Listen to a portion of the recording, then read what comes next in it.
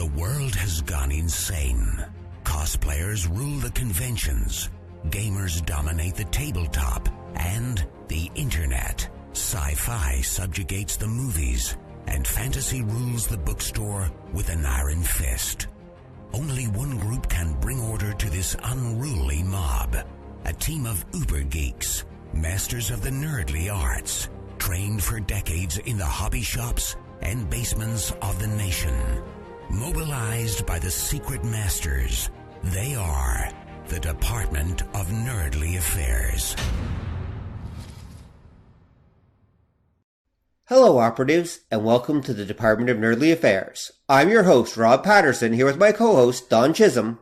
You have a right to a podcast. Anything you say in this podcast will be used against you in the court of public opinion. If you can't afford a podcast, that's weird because we put this out for free. Dun dun. And tonight, we are going to be talking about justice in the form of law enforcement. We're going to be talking about police in popular culture. We earlier did a show on villainy and criminals in popular culture, so we thought we'd bookend it by doing one about the other side. So tonight, we're going to be talking about the police and their role in popular culture. And I think the best place to start with that is probably to figure out what exactly are the police, Don? Like, what role do they have in society? How do we define a police officer? The idea of specific dedicated individuals to law enforcement, it's kind of a recent one, at least as we understand it. But hold on a second, isn't there records of there were guardsmen in ancient Rome? The Romans had what were effectively police officers. Yeah, they did. What you got was, if you go back to say the earliest human settlements that we could call, say, like a city, like the old fortress towns and that, right? You would have a town watch, right? Yeah. And what the job of the town watch was to watch the town. These are the guys that would patrol around at night, make sure nobody came in. And this is where different cultures, it would work different ways. Like a lot of them, it would be volunteers.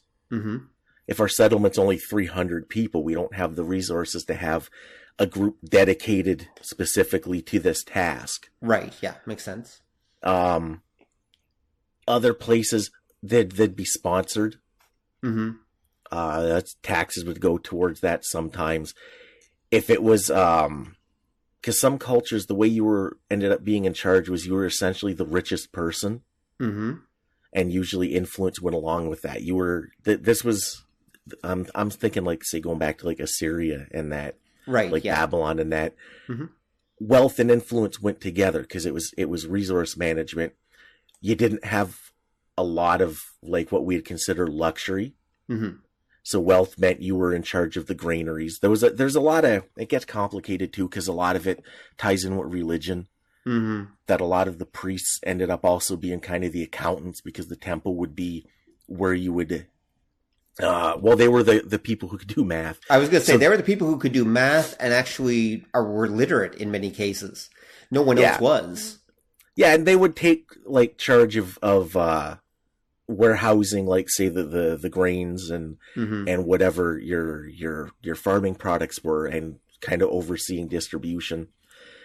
Out of that, you get this idea, like you said, you would have guards. You could have different groups that were in charge of different things. That was one of the problem in a lot of pre-medieval societies, is you'd have different groups controlled by different people. Yeah. Like when you mentioned the Romans, the guards would be hired and essentially controlled by whichever senator was in charge of that territory. Yes. So there could be questions of loyalty, on paper, as it were, you were pledging fealty to the empire, but you were probably more concerned about whoever it was giving you the paycheck. That basically is exactly how it worked in ancient China as well, I can tell you. They basically each, say, city governor or local magistrate, whatever, would have their own guard force that they often semi-privately paid for. And then that they were the ones who ran the town. So technically, they work for the local. They would work for the local city government, but they were literally being hired often by the actual local rich guys, basically to to watch everything.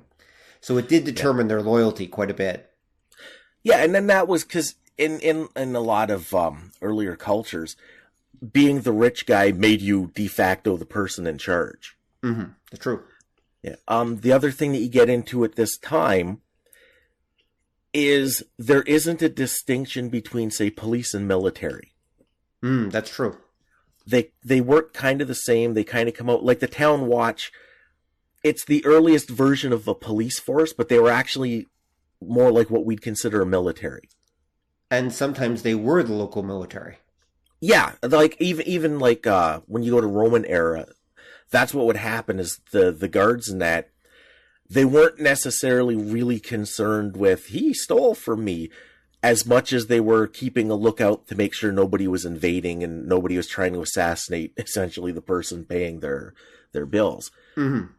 But more and more what you would get as societies expanded, as you had more and more people, that the guards and such, like the lieutenants for the guards, the local commanders, would de facto become closer to what we'd think of as police in that they were a civil force. Because if I had a dispute with somebody, I would take it up to whoever was in charge. Mm-hmm. And if there was like 2,000 of us in the city, that was fairly easy to deal with. But once it gets like there's 200,000 of us, well, the senator does not have the time to hear about me and you squabbling over, who owes who 10 shillings for a chicken. Mm-hmm. And you would see the man on the ground, the lieutenants, the localized commanders of these forces becoming kind of the voice of whoever it was paying their bills. Right. Yeah, it makes sense. And they would deal with all this petty stuff, freeing the person in charge for different things. And that's where you kind of start seeing what we would think of as the police coming up, that it works like the military, it's coming out of the military, but it's dealing with civic matters, not like matters of state or matters of war. Right. Makes sense. And that's what you need, right? They're meant to be peacekeepers. They're meant to keep order and organization. And I think that's an important thing to always remember when we're thinking about the police, is the fact that they are representatives of order, as in the dominant order of that society. Yep, essentially. And that goes with tying in with our criminal episode. When we talked about stories portraying criminals, we discussed they're always about punishment, but it's about who's getting punished, the individual or society. Right. If we're making a statement about society, then we'll portray the quote-unquote criminal as the hero. True. If we're making a statement about the individual, then we'll tend to make the criminal an actual criminal. Even if they're sympathetic, they're still clearly going to be in the wrong. Right, yeah. When you do a story about police or any kind of like police type force, typically what you're making is a comment on society in general, because the police represent society. They're the enforcers of society's will. And that's what you were saying. And again, when you get into this idea historically of the commander on the ground dealing with kind of the localized dispute, that's where that concept, I think, starts coming into it. Not necessarily in entertainment, but in general. Like right. You were saying, this is where you really start to see the police becoming something apart from the military. Right. Well, because they have a different focus, and their job is not fighting so much as settling disputes and keeping order. And I guess that's to serve and protect, or to maintain order in society. Yep. And order essentially being the order of whoever's in charge. Well, yeah, because it's the golden rule, right? He who has the gold makes the rules. Yeah, because that functions all the way, like in the West, especially. In the East, you have similar ideas that when you get to, say, the medieval period in Europe, you start getting things like baronies and sheriffs. Yes. which actually, interesting bit of trivia, actually. Do you know what sheriff is actually a corruption of? Oh, shoot. No, what is it? Shire Reeve. Oh, They were the Reeves of the Shire, that was they were taking care of that area, and somehow it slowly got corrupted from Shire Reeve into Shire Reef, which eventually became Sheriff. Mm-hmm. So that's where Sheriff comes from. They were they were the Reeves, or the people who were responsible for keeping order in that Shire, or that little section. Sense. Yep. Mostly I learned that on a radio show a couple weeks back. I confess. Coincidence? Yeah, exactly. By sheer coincidence. Keep going. Yep. But that's the idea. And then what that is, because when you get to the monarchies of Europe in the Middle Age, in the like medieval times and later, mm-hmm. you're dealing with big areas. You're dealing with a lot of people. And the idea is that the monarchy, it's serfdom. Essentially, the monarchs own the people on their land. Mm-hmm. Yep, that's true. And it's not necessarily as bleak as it sounds. We're not talking Mordor here all the time. Because there's a reciprocity that the people have an obligation to the monarch has an obligation to the people. Mm-hmm. Those can be a lot of people at this time. So that's where you get like barons are people who are granted land that they can work basically for their own benefit, provided that they're paying fealty, with mm-hmm. being loyalty and supplies and resources to the king. Right. And you get sheriffs who are the idea, like you said. Sheriffs are kind of the first, I think, what we would see as a police officer, because mm-hmm. they weren't military. Right. They didn't come out of the military. They weren't, the way the military worked at this time, in medieval times, that it was still tied up to family name and wealth and influence. Mm-hmm. Mm-hmm. Like that was how you got to be like an officer, commander. You were the richest guy. Well, yeah, you bought your commission, basically. You did that, and a lot of times, too, you might supply a regiment. Mm-hmm. That there would be, like, one rich family that this army is nominally for the king, but again, they're being paid off and run in that by a specific individual. Right. That makes sense. Yeah, when you get to, like, medieval times and that would be part of, and this is why I said, when you're paying resources to the monarch, a lot of times those resources would be troops. Mm-hmm. That if the next door guys were getting all uppity, you would send manpower mm-hmm. off to help the king fight the war against whoever it was they didn't like at the moment. Right, yeah, makes sense. And then that's kind of, again, where the early civic defenders came out of. But when you get to a sheriffs were typically, as I recall, they were appointed by the monarch, or they could be appointed by the baron, whoever it was in control of this territory. And that was, again, they were linked to the land. They were there to keep the peace. They were there to keep the peasants in line in a lot of cases. Mm-hmm. Well, I mean, in the end, that's kind of their function, right? Yeah, well, everybody remembers Robin Hood, right? Well, yeah, that's true. The Sheriff of Nottingham is not the hero of that story. No, he is not. And then that was the idea too, that the mundane kind of civic running was being shunted off to like to the sheriff's office, that you were starting to see mm-hmm. people who would handle this more mundane stuff. Right. Because you had so many people, that mundane stuff was starting to pile up. Hmm.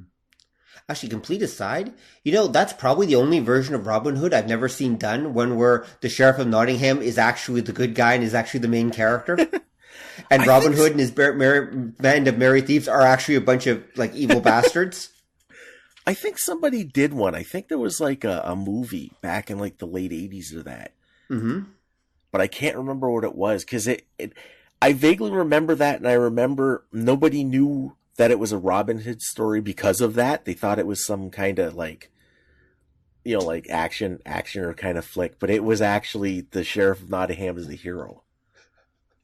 That's actually a pretty cool idea. Huh. All right. I think there's definitely some meat to be, and then all the Robin Hood characters are a bunch of evil bastards. Yeah, that could work. Sorry to interrupt. I just find that idea fascinating.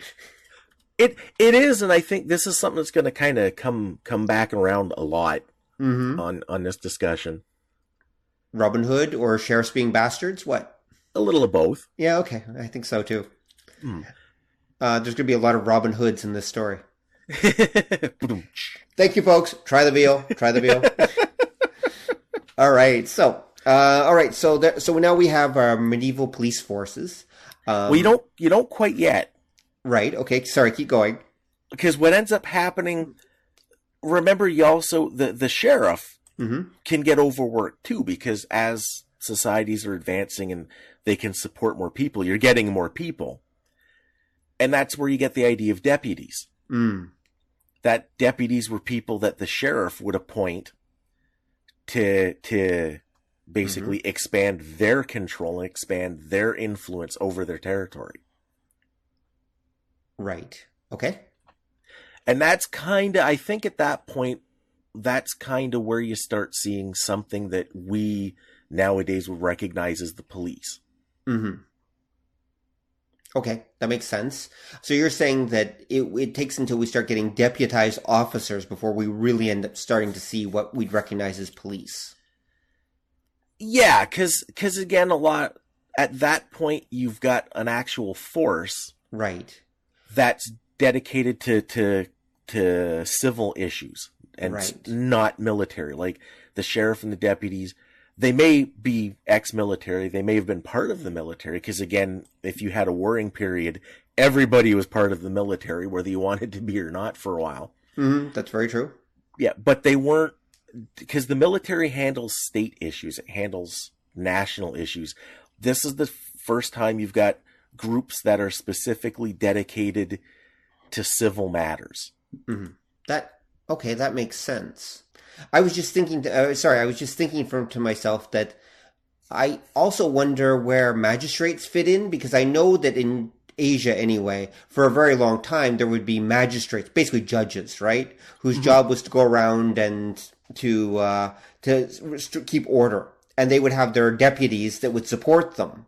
So there would be a magistrate, there would be a legion of deputies, and they might move around, or they'd control a certain area for a certain amount of time, and then they'd often be assigned somewhere else. It was what's the correct term?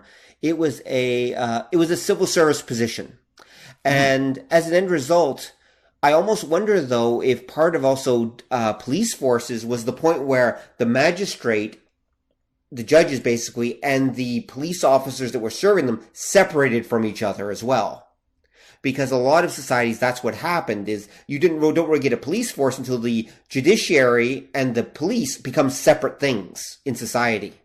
Right. Do you understand what I mean? Yep. Oh, yeah. Because it's when you talk about magistrates, remember you had those in like Europe as well. Yes. And they come out of what we call the bureaucracy. Yes. That once you had the societies expanding to where you had so many people, the law got complicated. You started seeing people being appointed to minister to the law. That they would update the law, they'd keep track of the law. They would basically wander around, because in a lot of cases, say the sheriff wouldn't necessarily be well versed in the law. A lot of times it would be, you're the biggest, meanest guy with the lowest empathy, and you have a collection of whacking sticks, so I want you to be in charge of keeping order. Exactly, which makes sense. Back in those days, you needed the toughest guy to be the person who kept order. But that might necessarily, whacking people with sticks might be like the limit of his knowledge of his position. Exactly. So he's better as an enforcer, and he needs basically some brains to go with that brawn, and that's the magistrate. Yeah, and remember too, as your society is expanding, you get little groups that split off, because when you get written law, when you get something like a class like the magistrates that's dictated specifically to the law, it starts existing outside of things. Like for a long time, whoever was in charge was the law. and whoever was enforcing his law did so at his pleasure. Yes. Yep, exactly. That's most of human history. Yeah, but when you start getting magistrates in that, because everybody's going to grub for their own level of power, so these people would start putting more weight on the law apart from the individuals, apart from whoever's in charge, apart from the people even. And it would become its own thing. And it would exist for its own sake, which would coincidentally benefit the magisters and the lawyers and such. Oddly enough, yes. Oddly enough, magistrates tended to become very wealthy very quickly in many places, in many cases. Often in direct inverse proportion to how honest they were. Well, yeah. And that applied to everybody, because at this point, too, it's difficult to keep track of everybody. So if you're, like, say, a corrupt sheriff or a corrupt magistrate, who's going to know? How is the word going to get to your superior? Like, the king doesn't want to hear from you as a peasant. That's the whole point of sending the sheriff in the first place. Yeah, exactly. So at that point, I mean, actually, I think it's just a given, really, that you're going to be corrupt in most cases to some degree. I mean, really, I do, actually. I mean, I suspect the number of corrupt magistrates far outstrip the number that were uncorrupt. Yeah, and remember, too, though, you got to kind of think about what corrupt means. Oh, that's a good point. Like we would consider, like, say, bribes and kickbacks to be corruption. But there would also be the thing that these guys would necessarily want to really completely ream the people, because first off, they don't have enough forces to really deal with an uprising. Yes, there's that, definitely. And you don't kill the golden goose. Like, you don't want to tax the people to death, because if they're dead, you can't get any taxes from them. Exactly right, yeah. And often they were responsible in making sure the people paid their taxes, too. That was part of their job. Yeah. So therefore, yeah, it makes sense that you don't want to be too corrupt, but at the same time, you do want to make sure that the local wealthy and powerful are very happy. Yeah. Because you need their help sometimes too, right? I mean, it goes both ways. They need you and you need them, so everybody's got to scratch everybody else's back, and however other many cliches you want to use. So in the end, they are a part of society, and you could make an argument that that's part of the reason, actually, we split the police and the judiciary in the first place, actually. Maybe that was actually one of the great accomplishments that we had, because by doing so, we may have actually reduced the amount of corruption in the system. Yeah, and because what you're essentially seeing when you get to, I'm going to say probably around the 1600s in Europe, I think China does this a little earlier, because they were a lot bigger on organization and government than the West was. They were much, yes. Yeah. You get that idea of pitting different groups against each other. Because you would have, like, the enforcement divisions, you'd have, like, the sheriffs, and the magistrates would be different, not by any kind of design, just because it would be different people who are all grubbing for their own, like, power base. Right. And the ultimate powers that be, the people above them, like the monarchies and that, saw that there would be a value in pitting them against each other, because then neither one of them could get too big. And then that starts getting codified into certain... First, it'll start as like, that's a good idea. Then it becomes kind of like just how you do it. And then it becomes like an actual, like, law. It gets codified. Right. And this is how you do it. And that's kind of an important idea, because, again, it's furthering that idea that law and society is something beyond the individual components. Okay. And I was thinking, actually, specifically, I know, going back to Asia, my area of expertise, it's funny how that in a weird way, in Japan, for example, the Yakuza traditionally ended up being part of the law enforcement system. Because the Yakuza had their territories, and if anyone was getting out of line, the local law would just lean on the local Yakuza boss to clean up their own act or to deal with these problems, and the local Yakuza boss would take care of it. Yeah. So in a weird way, you've got this weird trickle down of, even in the criminal groups, you've got certain law enforcers or enforcers who are enforcing law on the criminals to one degree or another, or order, not law, order. There's a difference.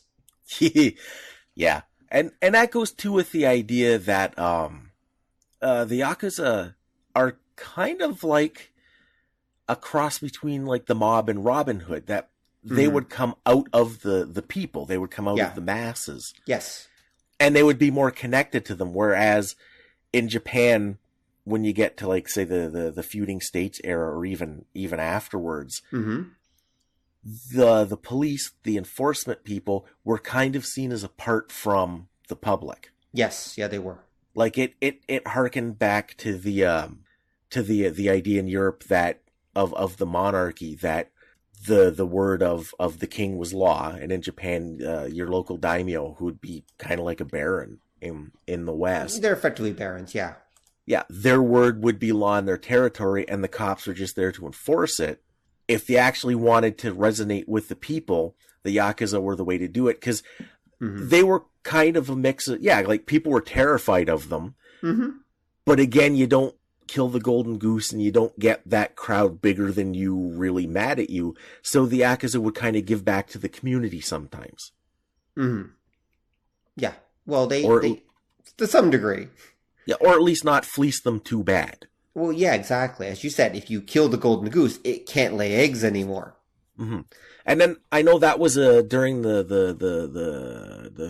warring states. Yeah, in Japan, that was a problem because, again, the local daimyo, the local lords, when they got the urge to go beat up the guys next to them, would conscript people, and the peasants really hated that. And I know that was a huge problem that era in Japan, and that was one of the reasons the people didn't always care for the government so much, because every now and then, oh, guess what? We're going to war. Yeah, a bunch of you are going to die, but whatever. Grab your stakes and hoes and let's get moving. Yep, exactly.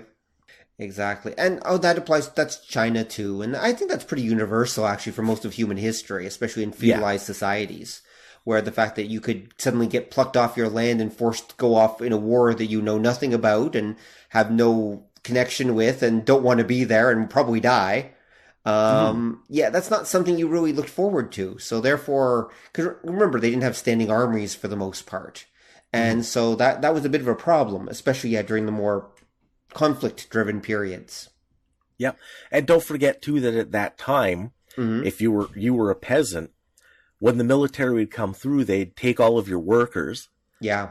They'd take your supplies, so they'd take all your food net, and they would go trucking off to wherever, and you were left to starve to death during the winter because, again, the local lord had a burr in his butt about this other guy you've never heard of. And well, the one advantage to Japan is it's not that big, so unless they were going really far away, it wasn't going to be that long a campaign. It's not like China where you could be gone for months at a time. Usually in Japan, it was over within a few. Well, okay, once we get to the really big campaigns, no, but the local fights were usually over within a few weeks or a month or two at most. Yeah, or like a year. Yeah, sometimes. It does depend. Remember in Europe, you had fights that took 30 fucking years. So there's a reason the one was called the 100 Years' War, dude. Yeah, and like I say, that put a big drain on the peasantry. And I think in some ways that was why you sort of saw that kind of thing diminishing a little quicker in Europe than you did in like China and Japan for that reason, because the peasants were getting reamed a lot worse and they kind of put their foot down in a hurry. Yeah, I can see that. Well, do keep in mind that after the Tokugawa shogunate came into power, in the Tokugawa Bakufu took power, basically they effectively had peace, right? I mean, at that point, the wars are over. Anyone who starts any shit basically has the whole shogunate coming down on top of them. Yes, there were a few rebellions. There were definitely a couple of rebellions that happened here and there, but for the most part, it was actually relatively peaceful after that. In fact, correction, I'm wrong about one thing. Except for Hideyoshi going off to invade South Korea every couple years. That was a bit of a problem. And they got a little expansionistic at times, but generally speaking, things were much more peaceful in Japan. Yeah. It was peace at the edge of a sword, but it was still peace. Well, I mean, you had one guy in charge, so that kind of, well, one string of guys in charge, whatever. The point is that, so at that point, it really became they were literally, in fact, actually, I read somewhere that the Tokugawa Bakufu is actually considered to be the world's first police state. Huh.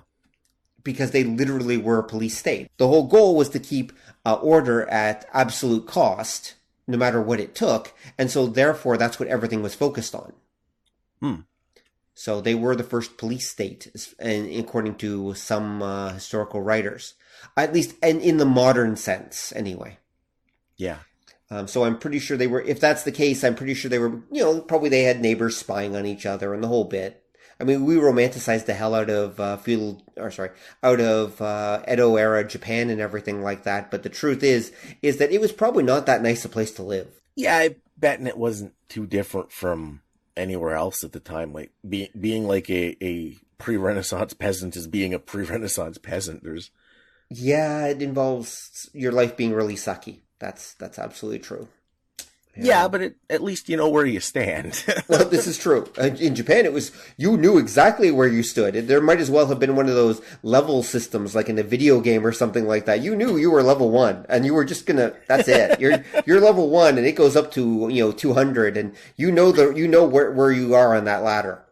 Yeah, I'm an NPC, but yeah, that's level 0. Anyway, so we should probably get back to cops. So anyway, okay. Yes, so we had police forces, but again, they're basically just doing their best to keep the peace in between, whatever wars and conflicts are breaking out. Yeah, and it kind of continues on what you see in Europe, and I think China works the same. Japan's a little different. As couple always. Other places, yeah, a couple other places a little different. But when you get kind of to the Renaissance, to the post-Renaissance, you really start to see the urban areas like explode. Mm-hmm. And you have these like huge where you look at something like, say, London would have a population equal to what the country would have had just like 100 years prior. Yeah. Makes sense. You get these huge, insane kind of like people crammed into an area. This is where you kind of start seeing an actual police force, because you get the magistrates types, you get the like the sheriff types are now, and there was a term in England I can't remember for like basically sheriff of a town. Mm-hmm. And they're strictly dedicated to this one urban area and policing this one urban area. Okay. And that again is, like I say, I think that's where you really get the beginnings of the modern police forces. It's a group of like these peacekeepers. They're enforcing the will of society. Mm-hmm. The numbers are so huge that society is starting to be, just as a matter of math, removed from the monarchy. Mm-hmm. Mm-hmm. That there's so many levels of bureaucracy between, the king or the queen and, the people, that you've really got kind of this self-sustaining system. Mm-hmm. That this is, again, and this is, you're talking like post Magna Carta in Europe kind of thing. Right. Where you're recognizing, oh wait, humans have value in and of themselves. Yeah, sure, whatever. Yeah, what are these rights of which you speak kind of thing? Exactly.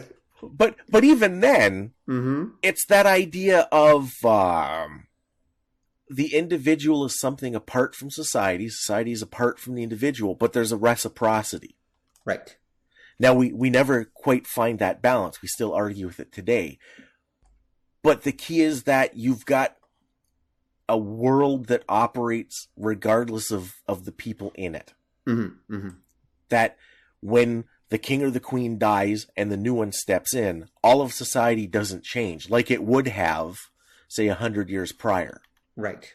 That there's a system in place that kind of perpetuates itself now. And again, it's not by design, it's kind of by happenstance. It's just you've got so many people and so many other people wanting to regulate them that everything kind of path of least resistance works its way into this weird maze of authority.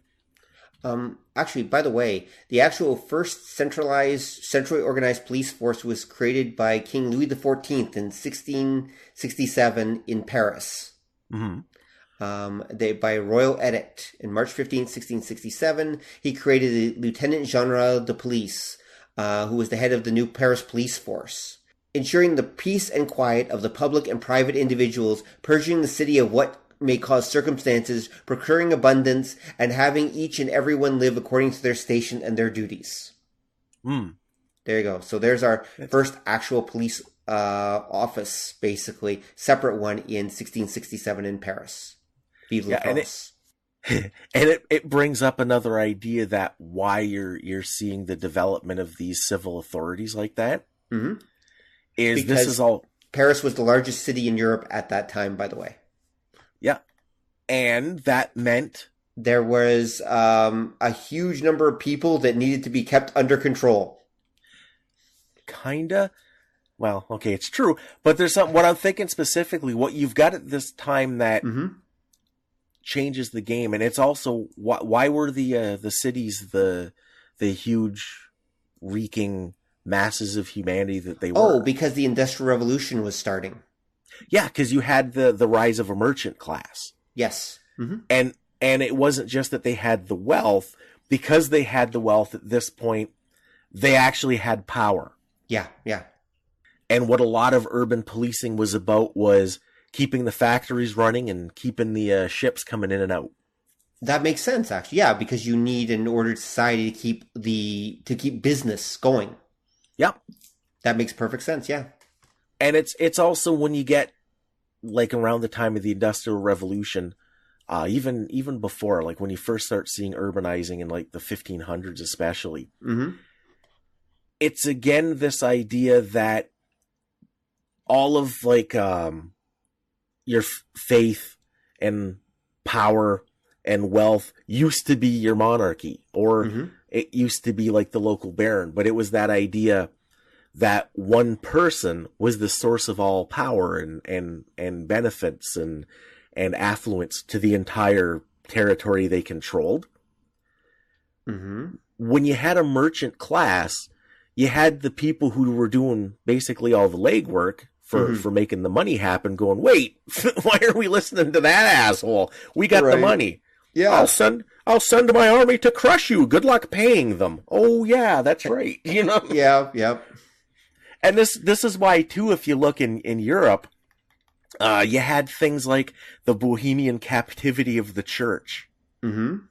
Where the idea of the Catholic Church paying taxes was such an issue that they just moved the head of the church to France because they said, fuck it, they're gonna like make us pay less taxes. Screw you. And again, because you're seeing this is where that idea of wealth is power kicks in. Prior to that, it was labor. Right. That labor generated wealth. If I had more peasants, I could mine more resources. I had a bigger army. Now this idea of a wealthy class who can do all kinds of stuff just because of their money. They can pay people. You're starting to see again that society is divvying up a little bit more. It's dividing.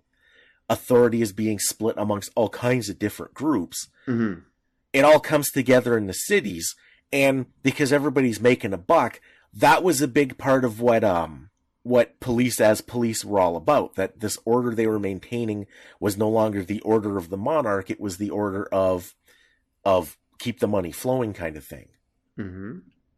Yeah, okay, that makes sense. Yeah.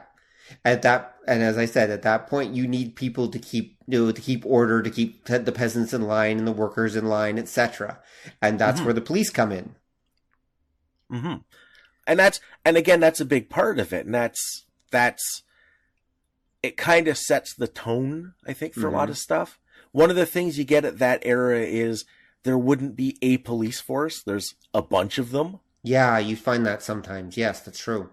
And it's because like the local mayor working through, and again, once you get past the Industrial Revolution, you're also getting into bigger democratic societies. So the local mayor might be working through the king, might be working through parliament.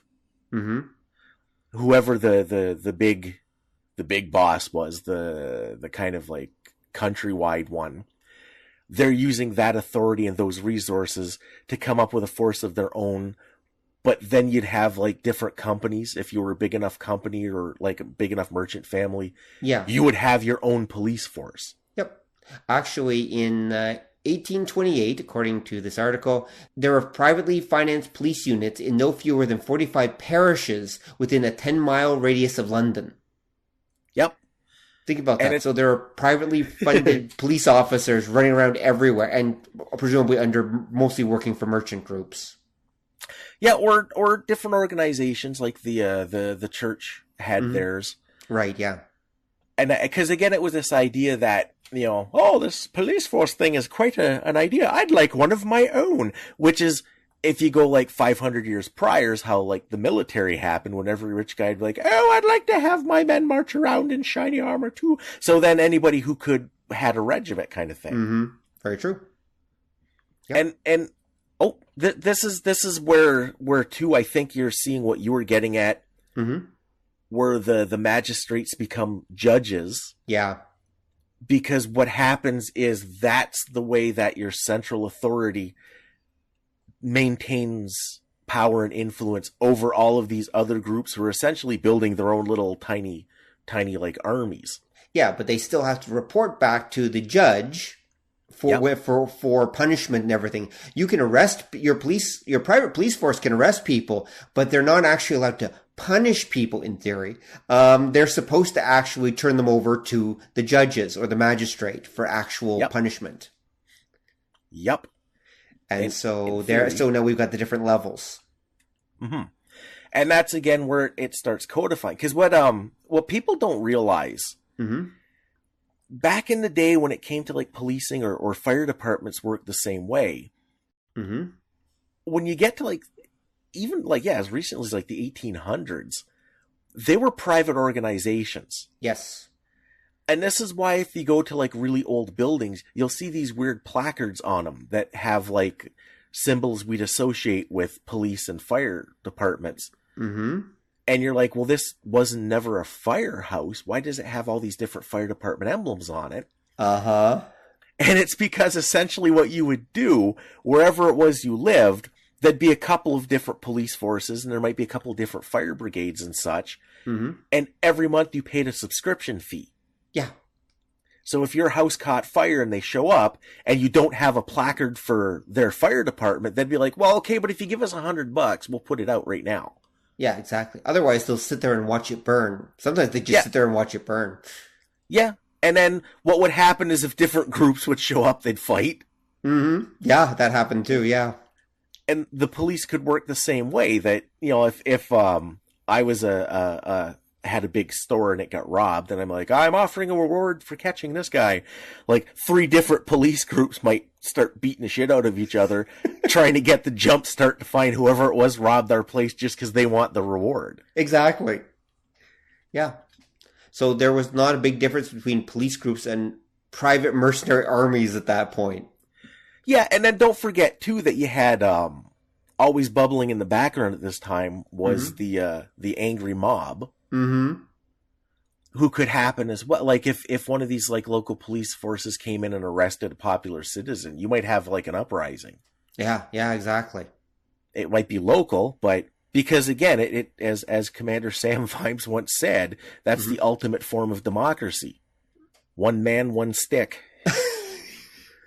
Sam, that man knew what he was talking about. Yes, he did. But this is why if you follow, what ends up happening is eventually the magistrates, the legal branch specifically dedicated to the law itself of the local governments starts taking more and more control of like the police and municipality things like the fire department and such. Partly because again to maintain order, and partly because they want to ensure it's their order. Yeah, exactly. And they want to make sure they get paid. Yeah. That's really what it comes down to in the end. I mean, they're basically just legalized mobs, basically, or mobsters at that point. Yeah, and mobster might not be kind of the right term. They're mercenaries. Well, yeah, they're mercenaries. Okay. fair enough. Okay, but eventually what happens is the crown catches on that having all these like different groups is not such a great idea, and so they begin having groups that are paid for by tax dollars. Yeah, and then that's the idea being that you can codify all of your legal enforcement in one place and set it to one standard. Mm-hmm, exactly. And then behind the scenes is the idea that that can be the standard of the dominant power of the time, be it like a monarch or a president or a parliament or whatever it is at that point in time you have in charge. Exactly. And on September 29th, 1829, in London, England, the first modern and professional police force in the world, the Metropolitan Police Force, was formed. Mm-hmm. Which is, of course, a politically neutral police force made for the maintenance of social order, paid for, of course, by the public. So there we go. And they're the first police force as we understand them today. Mm-hmm. I think it was Jeremy. They were influenced by Jeremy Bentham, but they're actually created by who actually made them? I'm just going. Oh, Sir Robert Peel was Home Secretary and who set it up. There we go. And so he set it up. So there we go. So there we have our police forces as we go today. And then we start going into the future. So we better start actually talking. We haven't even gotten to popular culture yet, so we better get moving along here. Well, kind of, in some ways we've brought it up because we did mention Robin Hood. We did. Exactly. That scoundrel. Yeah, and this is where the idea of how you're depicting the police is going to be dependent on what your views of society as a whole are. Right. And that this is why if you look at the back and forth about how police happened as a thing, and it's funny to think that what we think of as ubiquitous is only really like 150, 200 years old. Yeah, it's hard to believe, really. I mean, I don't think people realize how disorganized society really was prior to the modern era we live in. Yeah, which is just so organized. Which is a scary thought in and of itself. Yes, it is. Because in a weird, wacky kind of way, when you look at the history of police, it's like 2,100 years of starting with the town watch and then just getting back to a bigger version of the town watch. Yeah, that's true. We basically go through that cycle, yeah. But again, because there's so much complexity that comes and goes, it takes that long to get back to that idea of, a dedicated town watch. Well, in fairness, they did go through a fair amount of upheaval in Europe and everywhere. And everywhere. I mean, the Mongols and everything else. There were a few issues that rose up during that time. China would probably have actually gotten one way earlier than even Europe did, but the Mongols kind of messed that up. Yeah, twice. And so I mean, was it 1300s? Well, just before the Mongol invasion, Hangzhou in China had 1 million people. It was the largest city on the planet. Yeah. And I would imagine that they must have had some kind of dedicated police force at that point. You can't have a city of 1 million people without some form of policing system. Yeah, they did. China's, I think, a little different because they sort of discovered the concept of organized government way before we did. Yes, they did. Well, they had a lot of time to work it out. Yeah, but because it was that idea that they had an emperor. But they had this huge bureaucracy under the emperor, whereas for the longest time in Europe, you had like the king or the queen, and then everybody did what they said. It was just a matter of having the system to say it loud enough that everybody in your territory could hear it. Pretty much. Yeah, that's true. That's true. We were still more tribal, whereas the Chinese... But again, they had an advantage. Depending on who you ask, the Chinese civilization might have started... about 12,000 years ago. So, I mean, give or take. So they had a lot of time to slowly warm up to it. And plus, of course, they had a fertile environment like the Central Plains of China. And anyway, the point is that they had a better environment to slowly kind of work that stuff out over time. And Europe kind of had to put it together kind of quick after the Roman Empire fell, or ish, about 2,000 years ago. Yeah. Although, again, the Romans did a pretty good job 2,000 years ago themselves. I mean, they did, as we started out saying, they had the watch and everything else. So now we get to the modern era of policing. And now I don't know, and I don't think Don does either, who the very first cop in popular culture was. We do know that police officers did appear in dime store novels that start around 1800 or so, maybe a bit earlier. You get the Penny Dreadfuls, you get the dime store books, basically pulp magazines, effectively. Yeah. And we do know that there are police characters in those stories, or at least law enforcement characters, because the police themselves wouldn't come about around until 1829. But it definitely did not take long before, for example, there were stories of law enforcers in the Wild West, the American frontier, all of that kind of thing. Once that started to be popularized and romanticized and whatever. And we also know that the very first detective was from Murders in the Rue Morgue. That would be Auguste Dupin, and he popped up in 1841. And he's considered by many to be the very first detective.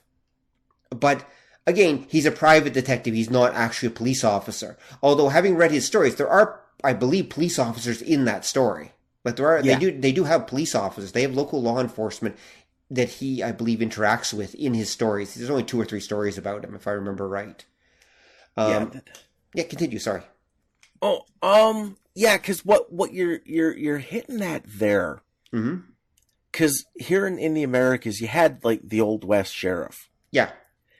And that really is because you had things that, like I say, they were pretty much police. That went way back. When you're looking at pop culture, the sheriff is a good example because they kind of bridge a gap.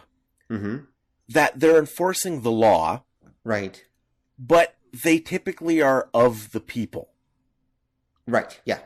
Like the sheriff, like will deputize people. Like that was the Old West posse, is basically the sheriff saying, the Baker boys are heading to the mill. Everybody grab a horse. But now you're all cops. But even the sheriff is just elected by the local people.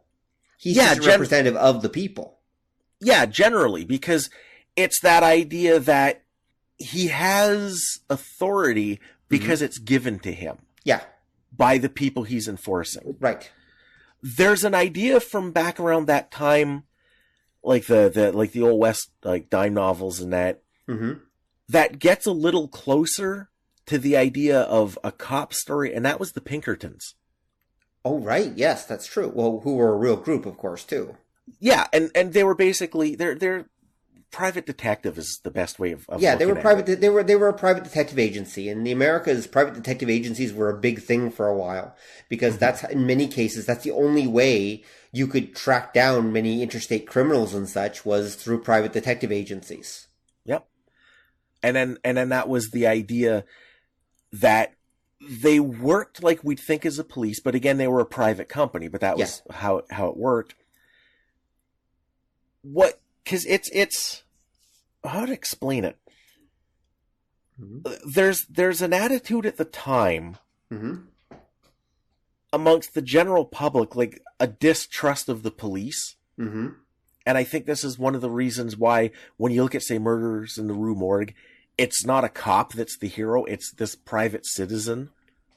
Actually, I can tell you who the first, in literature anyway, not necessarily in dime novels, but there's a book called The Moonstone, whose author I'm blanking at the moment, but it appears in 1868, and it's considered the first police detective novel. The first one is focused on an actual police officer, and in the English language anyway, and it features a Scotland Yard detective, and that's considered to be basically the very first police officer novel as we'd know it. Okay. Again, in literature, there are probably some dime novels and such prior to him. Yeah, there are, but again, it was this individual, like basically civilian, that was typically the hero. Because, like I say, a lot of what the police at the time were doing, because they were either being paid by a rich guy or the government was kowtowing to the local merchants. They were always seen as the people that were here to make your life harder and disrupt your fun. Yeah. Like, that goes back to Robin Hood. Like, that was the whole idea that the evil sheriff was taking all of your money and stuff. And Right, yeah. They're just basically just there to be killjoys. Well, they're the boss's enforcers, basically. yeah.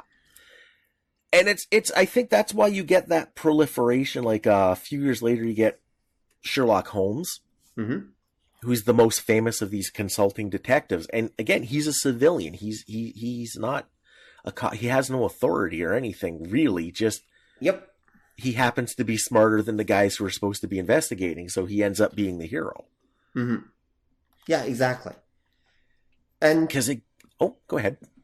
And if you get the chance, actually, having recently been going through them again, the Sherlock Holmes mysteries are fantastic. Sorry, I just had to put that in. I'm a fan. Now, see, I disagree. I never liked Holmes, but I think it's because he's a dick. Oh, he's a total dick. But that's kind of the point. Right. Here, you know who Holmes is? He's kind of Deadpool. He's a Victorian version of Deadpool. That's what he is. He basically exists to make fun of the police and the establishment at that time. Like, the establishment, because it's not, everyone remembers Lestrade, but what you forget is actually there's about 3 or 4 Scotland Yard detectives that come to Holmes. It's not always Lestrade. He's just one of them. And they're always showing up with their hat in their hands, basically saying, yeah, we can't figure this out. And Holmes is like, oh, you idiots, fine. And then he goes over, and just because he's bored, he goes and solves the problem. But that's Holmes right there. I mean, he's basically there to make fun of the establishment, I'd argue. That's a good point. I never thought of him as Deadpool. Like, he never crop dusted no lady or nothing, but no, I think that's that we know of. Oh, I don't know. If you know something, if Holmes was bored enough, he might actually do it. He's one of those characters, actually. Oh, that's creepy, but you're right. But see, even then, it's like you say, he was kind of there to show up the police. Yeah, exactly. He's there to kind of show up the police and to kind of mock them a little bit. Yeah. Yeah, because that's kind of a running theme. We were discussing before recording the first, there aren't very many examples, at least not widely known ones, of actual police in pop culture in like the early days like that. That's true. Because we talked about one of the earliest ones I found was the Keystone Kops. Right. Yeah, there we go. From 1912. Right. Yep. And of course, they are, of course, a comedy setup, as for those who aren't familiar. They're a bunch of bumbling cops. Mm-hmm. Like, literally, like, Keystone Kops is an insult that I've heard used against different, like, regulatory forces over the years. Yeah, there's a reason the term is still in use, because it's a mocking way to describe the police. Mm-hmm.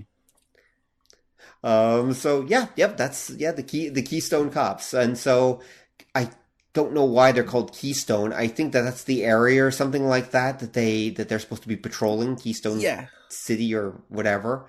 Yeah, and they're a bunch of idiots. Yeah, because there's another catch with this too. Mm-hmm. That public opinion in the early days, for the most part, of like the police was pretty low. And that's one of the reasons people wonder where the stereotype of the Irish cop comes from. Mm-hmm.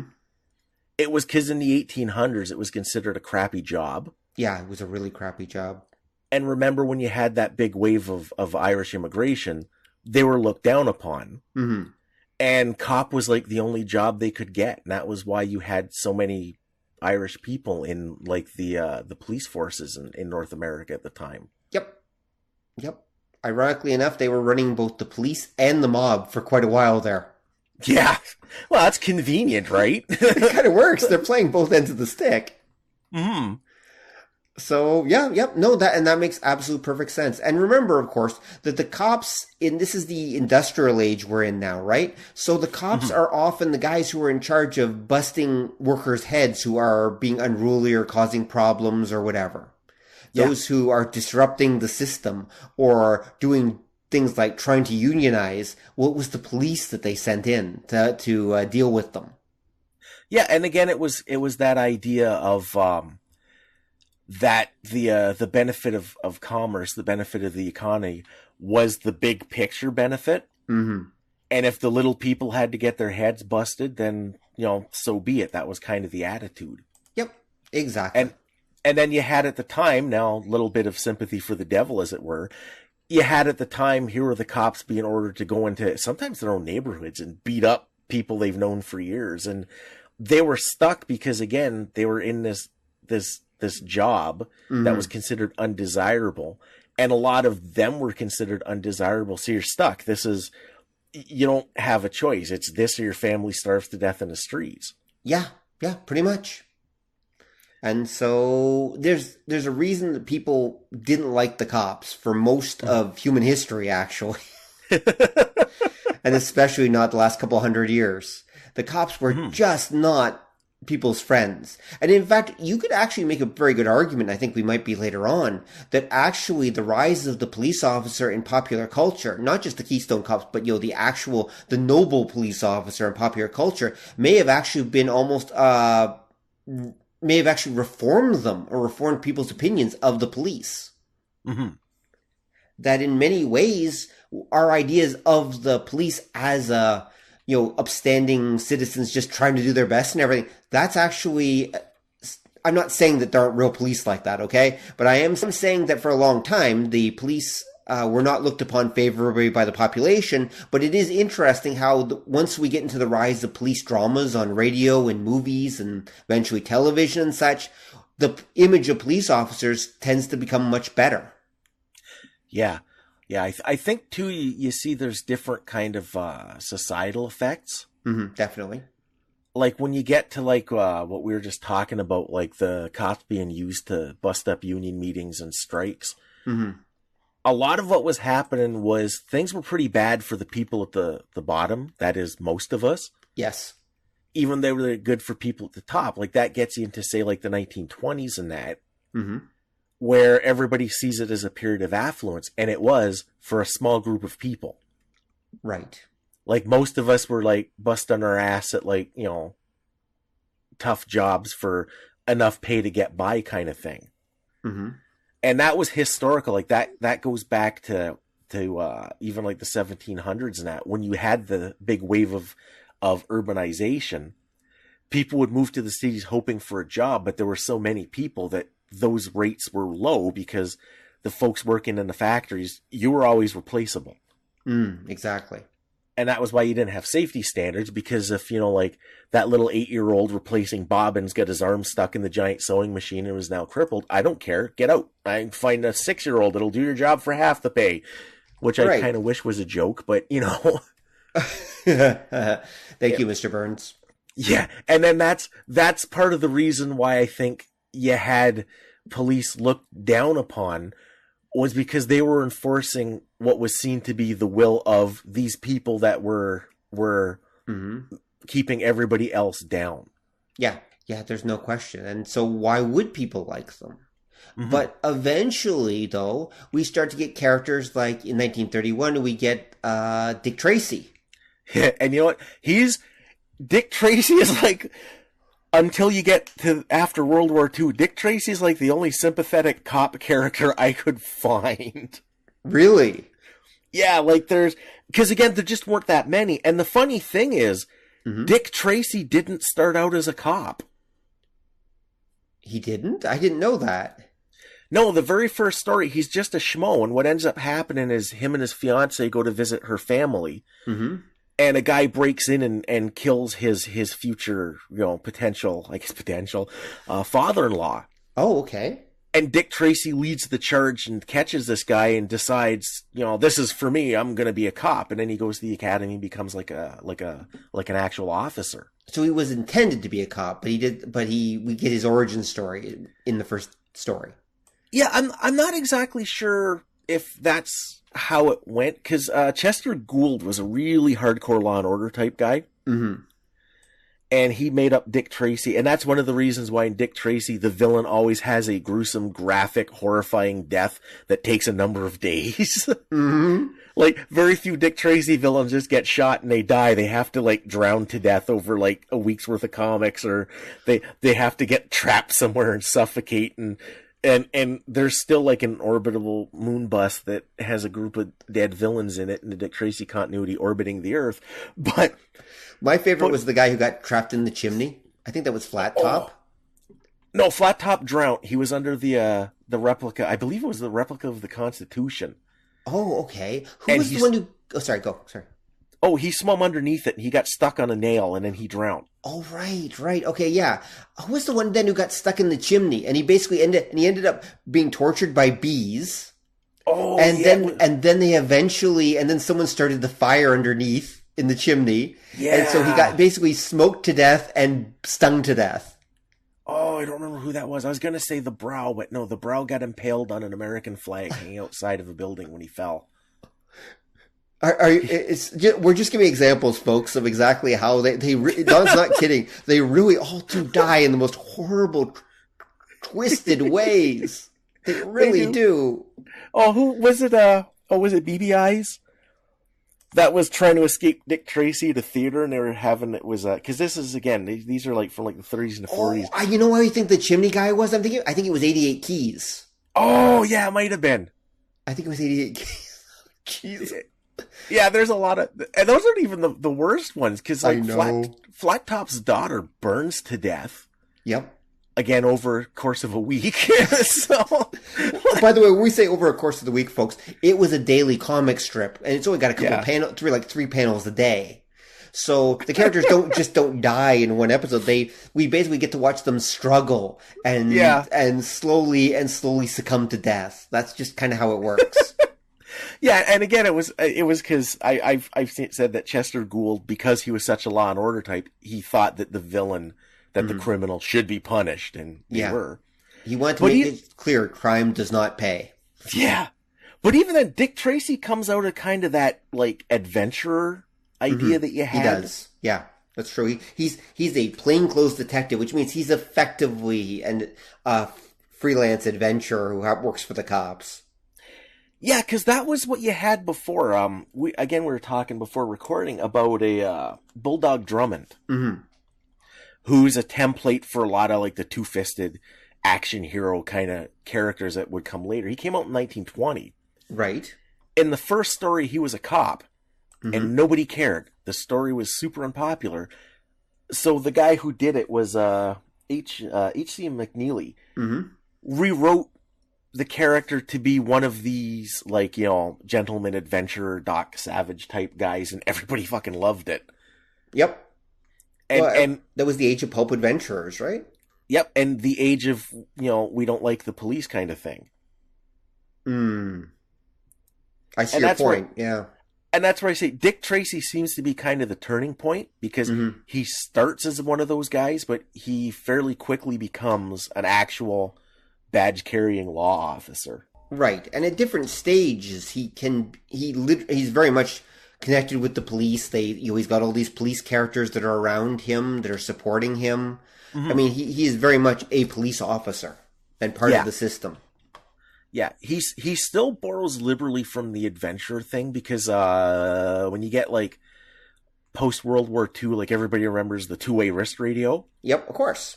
Oh my God, it's like a walkie-talkie on my wrist, and it's only the size of like a giant watch, and I can talk to somebody like miles away. Genius.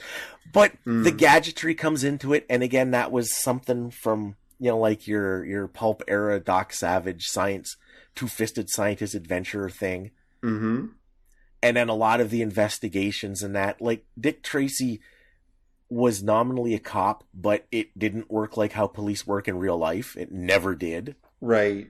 And again, it's because it's using not just the trappings of police, because again, it was very more police oriented. And like you said, the backup characters were more realistic, I guess maybe. I mean, he did work out of a police station. He had other cop characters around him. Yeah, but he himself was the two-fisted adventurer guy that was using his gadgets and his wits to go in and, well, I was going to say punch. He didn't punch out the villain. Usually, something horrible happened. Well, he basically drove him to his death, or her, to their death, as the case may be. Like, basically, that's what he was doing. He was pursuing them until the villain eventually, because Tracey, I don't think, really killed any of the villains. I think they all basically met their own fate, usually trying to escape him. because there was an interview with Chester Gould where he said that he even let the bad guy shoot first all the time. Mm. And that was one of the reasons, was because it showed that despite the disturbingly horrifying everything that happened in those comics, that Dick Tracy himself was incorruptible, that he was definitely the hero on the side of the angels. Yeah, makes sense. And maybe he was the peak. Well, actually, no, the peak would be, so after Tracy, as far as I know, the next biggest police thing that happens is Dragnet. Ah, okay. Yeah. A Dragnet, and in many ways, from what I've read, Dragnet is actually considered to be the first successful major police drama on television. Now, it's not the first police drama on television. There's a catch with that. There was one called Stand By for Crime. Right. That predates Dragnet about 2 years. But there's a catch. Dragnet as a radio show was running at the same time. But then in 51, we get Dragnet. And Dragnet is the one that, is the first show that is a true police drama as we would recognize it. Keep in mind that television has only been available to the general public for a few years, too. Yeah, I think when you mentioned that it was a radio play, there were, in the radio play era, I do think is where you did start to really see police characters proper. Mm-hmm. I'm sure you did. A lot of times they wouldn't be like city police characters. They would be like, say, federal officers or that. Yeah, I'm sure you did. And right now, somewhere in the background, Jack Ward is yelling at us the names of a bunch of different radio play cops right now. Hi, Jack. How you doing? That's exactly what I was thinking. that we're overlooking at this point. But yes, I'm sure there were probably, there were definitely some Wild West ones. There would have been some Texas Rangers. There would have been some radio plays did every kind of drama you can imagine. And I'm very, very sure that they actually did do many different kinds of police dramas as well. I've even heard a few that were actually myself that were almost more like we call docudramas, where they're on radio, but they were basically reenacting, events. They were reenacting supposedly true crime stuff. Even though Serial and all the others are really popular right now, where they're hunting down, the docudrama hunting down. No, they were doing that back in the 1930s, folks, and the 1940s on radio. That's not new.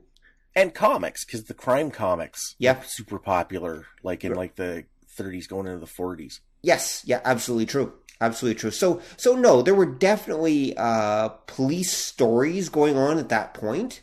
And the police were around. I mean, they had police characters and such. But it does look like that Dragnet was a really big deal, though.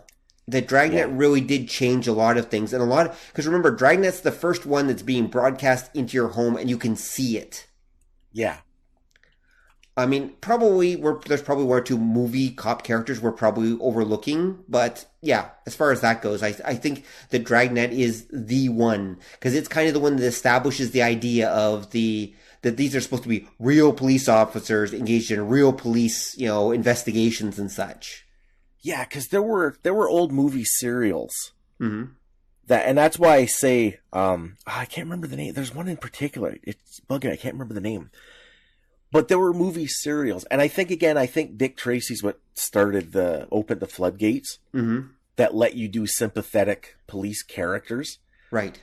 And there were, because, I can't remember the name. The serials, though, like I said, they were mostly, like federal agents kind of thing.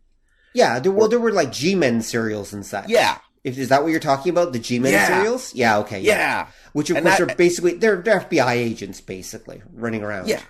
Because that was the reaction when you get into like the 30s and the Depression and that, even in the 20s, you had a lot of mobsters in real life that were like that Robin Hood kind of figure. Right, yeah.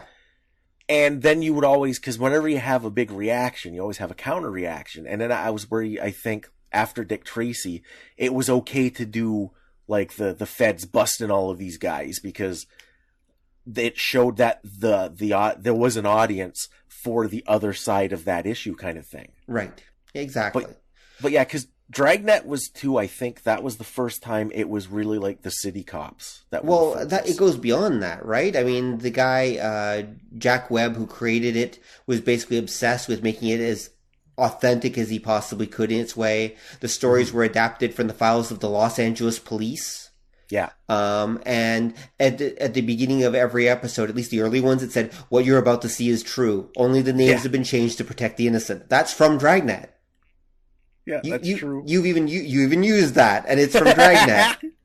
Well, everybody's used it, but like I say, I think this is the first time a lot of people who aren't 50 are, oh wait, that's from something?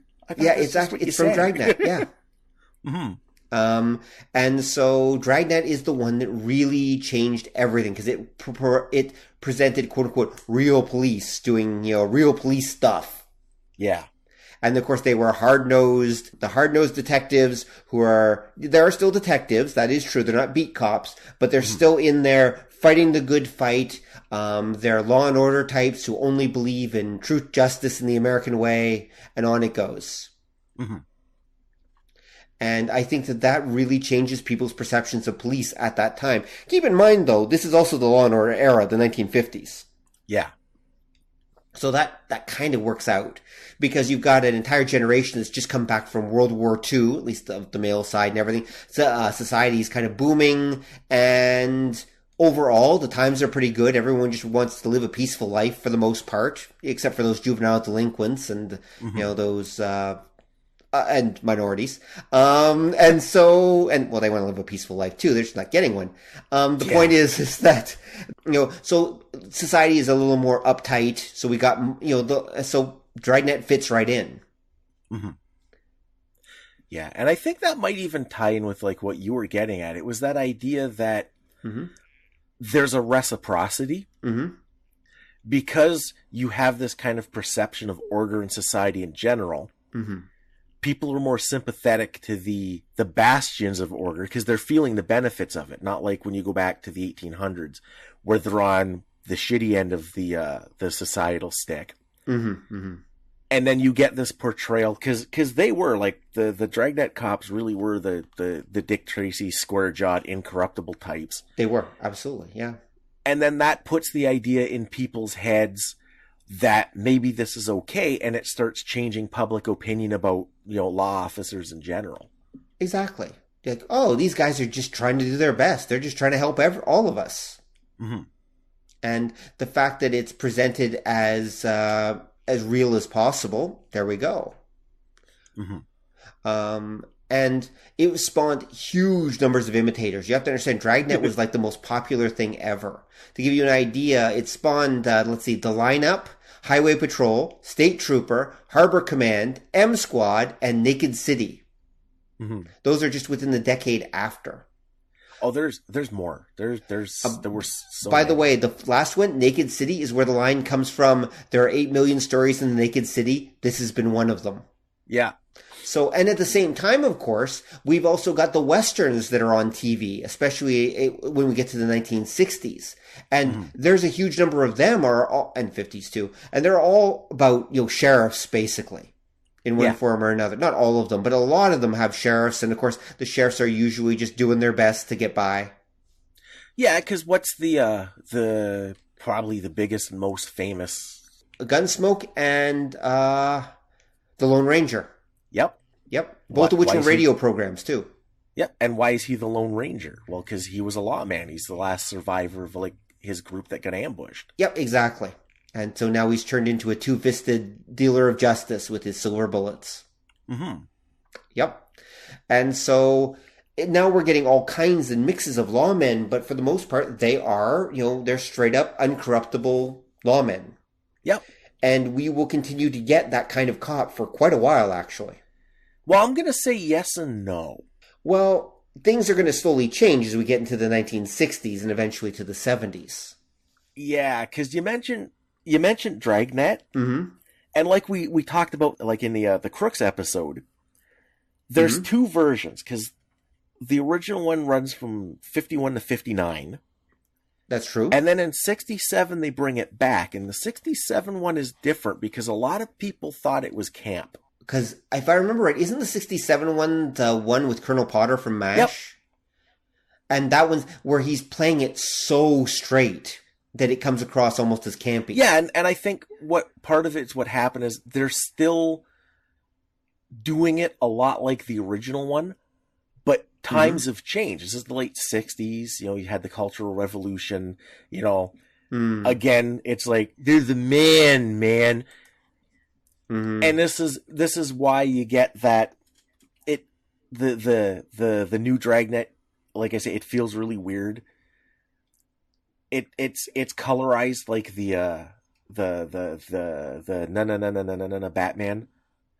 Well, color TV is just coming in. It is, but they kind of use that same sort of, it's like muted pastel kind of colors it looks like in that. So I think, again, because society has changed, that the image of Law and Order means something different yet again. You get that change. And then what you also get coming out of that is that's the era of the TV detective. Yeah, it is. If you're talking about the 1960s, definitely. Well, 60s going into the 70s. Yeah, 60s going into the 70s. Yeah, that's true. And I think, again, that was that idea of the people had a taste for these crime stories, but they were kind of losing their... The cops weren't the heroes anymore to the people. So it shunts over to that idea, that Sherlock Holmes thing, like, okay, why is a married couple solving crime? Like, who let them into the crime scene kind of thing? Yeah, there was a lot of that. Well, if I remember, if you're talking about the one, I think you're talking about, oh crap, what's the name of that one? Heart to Heart. What? Heart to Heart. Oh no, I was thinking of another one. There it is, Macmillan and Wife. Yes, that's the one I was thinking of. There were some damn many of them. They really, Macmillan, although in fairness, Macmillan was actually, I think, the chief of police or something like that. And his wife was just his really smart wife who came in and would help him with crimes. Yeah, because she was really smart. Because you had that kind of the prototype for all of them was Columbo. Yeah. And he was an actual investigator, but again, they played him more like the old gentleman adventurer isn't quite the right word. He was Bulldog Drummond without the punching, really. But yeah, he was. Well, that's true. It's a good way to describe him. Actually, you know who he was? He was the American Hercule Poirot.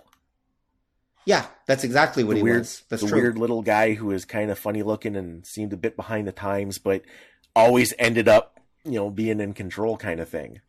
Yeah, it was secret. You underestimated him, and he would always end up being in control. That's true.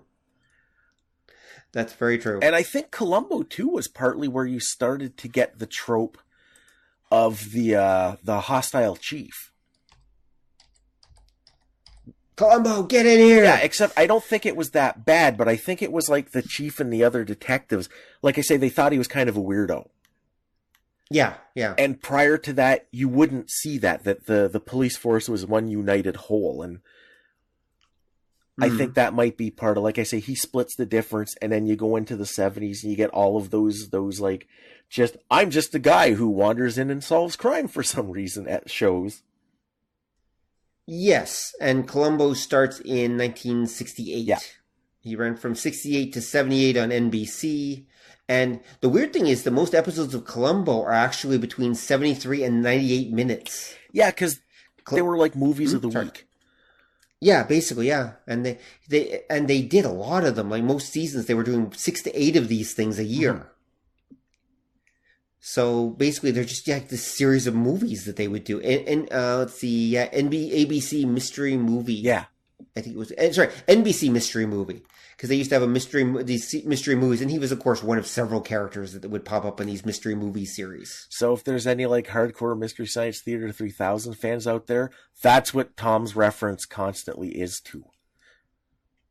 Because it starts with it was the weird kind of like high-pitched whistling music and just a flashlight beam. And that's, if you remember, Tom Servo makes that joke all the time whenever there's like a flashlight. That's what it's from. It's right. From something.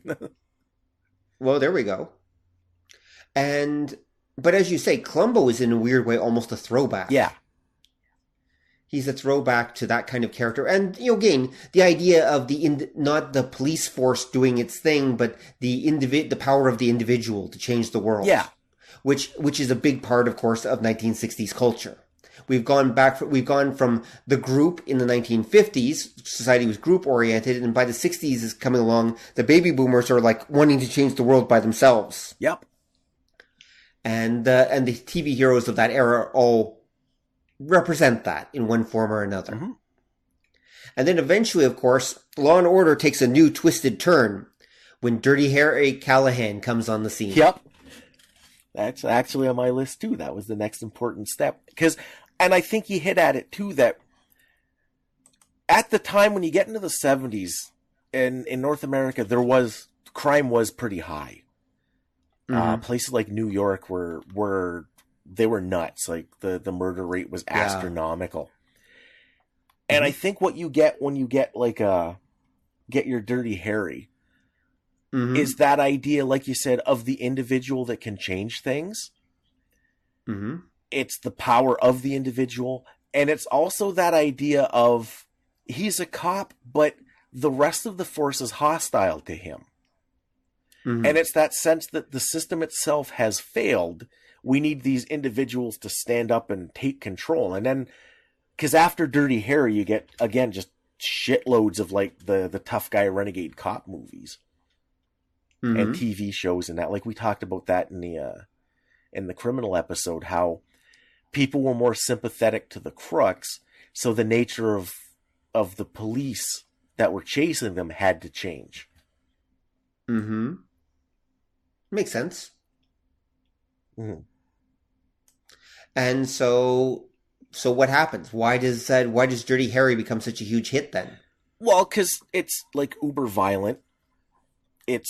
There is that. It's a crazy action film. Part of the thing that because we talk all the time here about entertainment ecology, that certain ideas only exist in certain societies, otherwise nobody'd care and they'd die off. And again, I think it's that idea that people were seeing society as this violent, crime-riddled thing. Oh, that's true. And that was why, like, you also start seeing... This is also the era of, like, the slasher flick. Like, that starts in the late 60s. And it's this idea that people are in a more violent, frame of mind. The villains are becoming worse. And to deal with them... It's okay if the cops are using their methods, if the cops are like leaning on people and slapping them around and stuff. Mm-hmm. Exactly. Go ahead. I was going to say, no one knows it's actually the lead in the gasoline. Well, yeah, that's what they think was part of it. Yeah, I know. That's why I say that. It's like, no, it was the gasoline, the lead in the gas driving everyone insane. I got some lead that'll sort you out. You know, that's... Well, there's also that lead that was solving problems too. Yes, that's true. So okay, because things had more of an edge than normal, and it's that weird dichotomy that you see the dawn of like the tough guy cop, but the consulting detective kind of is going the other way. That they're more jovial, they're more genial. Little sillier, even though there's murders, there's less of an edge. Well, it's not always that way. I mean, this is also the era of SWAT, for example, where we've got the cops who are now the heavily armed guys going out and taking down terrorists and bringing justice to the streets. That's true, actually, and don't forget too that you had there was a lot of shows like that because you had the Rookies, Kojak. Yep. And what you're also seeing there is the idea that not only are the police getting tougher, but they're starting to crack around the seams. Yes. Like that was one of the things, like one of the running gags in Kojak is that he used to smoke like a chimney because of all the stress. And he can't smoke now, and that's why he always had a lollipop. Right, yeah, that makes sense. Because he couldn't smoke. It was also the idea too, like if you remember SWAT, they did episodes where we'd recognize it as PTSD, but there was kind of a running thing where one of the I think it was one of the commanders was having these weird like anger attacks because there's a scene where some guy says something to him in a bar and this giant brawl breaks out. And it's the stress of the job, and that's something that you start seeing in the actual, like, cop shows. Mm-hmm. So reality is slowly starting to filter in. People want a little more grittiness with their cop show. Yeah, in one direction. And then, like I said, you had the consulting detectives that were going totally in the other direction. But you could make a very good argument that they're for different audiences. One is for the youth audience, one is for their parents. It could be, but then I'd say, I think you're right, but I think the confounding variable is which one is for which. I would say, that's a good point. The consulting detectives are and always have been for the senior crowd. Generally, yeah. I would say, generally, if you're a consulting detective, it's, remember, they're relatively non-violent. They're usually somewhat, they usually have a certain amount of joviality to them and humor to them. For the most part, they are for the more conservative, traditional crowd. Mm-hmm. Whereas anything that involves, like, the street stuff, that's generally for the youth. Not always, but generally it's for the youth in one form or another. Yeah, I kind of think you're right, because I kind of think on television that changes in a few years. Oh, I don't know, dude. I can name off quite a few consulting detective shows, and they're all basically targeted towards seniors. Some of them star seniors. And one particular senior that shows up at a lot of murders for some reason. Cabot Cove was the murder capital of the United States during the 1980s and 90s. It really, oh my God, it had to be, because there couldn't have been more than like 15,000 people in that city, and yet every week somebody else was dying. You're exactly right. She did leave every second episode to go off to some other city where mysteriously a murder would happen right where she was. Coincidence? I don't think so. I'm still waiting for the dark, gritty reboot of Murder, She Wrote. Well, yeah, it's like Dexter, you know? Oh, you wait, sir. You wait. But don't forget, too, though, at that time, you did have consulting detective shows that were, I'm going to say more general audience. But they swayed towards the younger, because the biggest one of the time was for a while was Magnum PI. Oh yeah. But I would argue that those consulting detectives, those are pulp detectives. Yeah. Magnum, what else? Knight Rider, and there's a whole, the whole slew of them. What? Riptide, eventually, yeah. Riptide, all those are all basically shows that are targeted towards the youth audience, but the truth is they're part of the pulp revival era that was going on in the late 1970s, early 1980s. Yeah, because don't forget, too, that the consulting detective genre on television becomes the 80s, because that's what Miami Vice was. Yep. That's exactly right. And Miami Vice is another one that kind of transforms everything. Yeah. You could argue that Dirty Harry is the cop of the 70s, whereas Crockett and Tubbs, if I remember their names are the cops of the 80s. Yeah. And what ends up happening, because there's a step in between. Hmm? Because okay, where did I miss? Oh, what happens on television in between is Hill Street Blues. Mm-hmm. Oh. Right, that's true. And what it did was, it was the Dirty Harry style show. Like, it was corrupt cops and violence and that. But it was an attempt to kind of get into the heads of these people and make them sympathetic. Okay. Yeah, I could see that. And then what happens when you get Miami Vice is kind of the exact opposite, because it's taking the trappings of, like, the tough cop show, mixing them with the consulting detective, dressing them up in the latest fashion and playing Phil Collins all the time. Yeah. So it's going where it looks like it has those consequences, but again, it's kind of going that other way. Mm-hmm.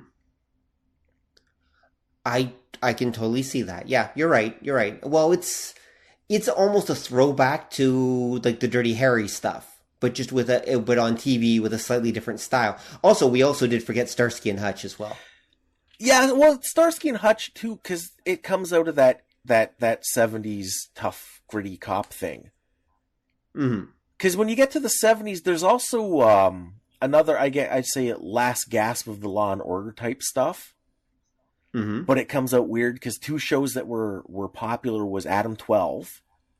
Yes. And Chips. Yeah, I remember that, yeah. And Chips, yeah. Chips being a little more on the comedy side, and it was, of course, super popular with young people. Yeah. Adam 12 was more straight up cop drama. It was a police drama for the most part, but focused on guys out, dealing with cases every episode. I grew up watching Adam 12. I remember it very well. I watched reruns, but yeah. Yeah, because Adam 12 is kind of a weird one because I think it was what they were sort of hoping Dragnet would have been when it came back. Because Adam 12 was super square. Like, they were old school, proper, incorruptible kind of cops. Yeah. But it was presented in more of a way, because they did get into the main characters' personal lives. It was pretty white bread, but it was there. And in some ways, it kind of set up Hill Street Blues, because Hill Street Blues reconciles the old school cop with the new school cop. Yeah, it does. I and agree. Adam 12 kind of, it didn't bring the new school Dirty Harry cop into it, but it took the old Dragnet Square cop a little bit down that road, because you saw a little bit more of the behind the scenes kind of thing for them, and you were a little more sympathetic. They weren't just two uptight guys with really short haircuts. Right. Well, I mean, Hill Street Blues, as you said, took us down the drama route, and then Miami Vice just shot us off back into the glitz and glamour, because no one really wanted that hardcore drama anyway. Yeah, and then at movies too at this time, this is like the area of like the Schwarzen cop. Yeah, well, it's Lethal Weapon. Yeah, which again, it's that kind of the buddy cop film. Yeah, Tango and Cash. Eventually, yeah, exactly. Yeah, true. And again, it's that idea that it goes to that kind of like cartoony sort of point. Yeah. Where the characters are the old pulp heroes again, dressed up as cops. Basically. I was just watching some stuff on Miami Vice recently. It's not a show I ever cared much for, but I came across a documentary on it, and so I was watching it just out of curiosity.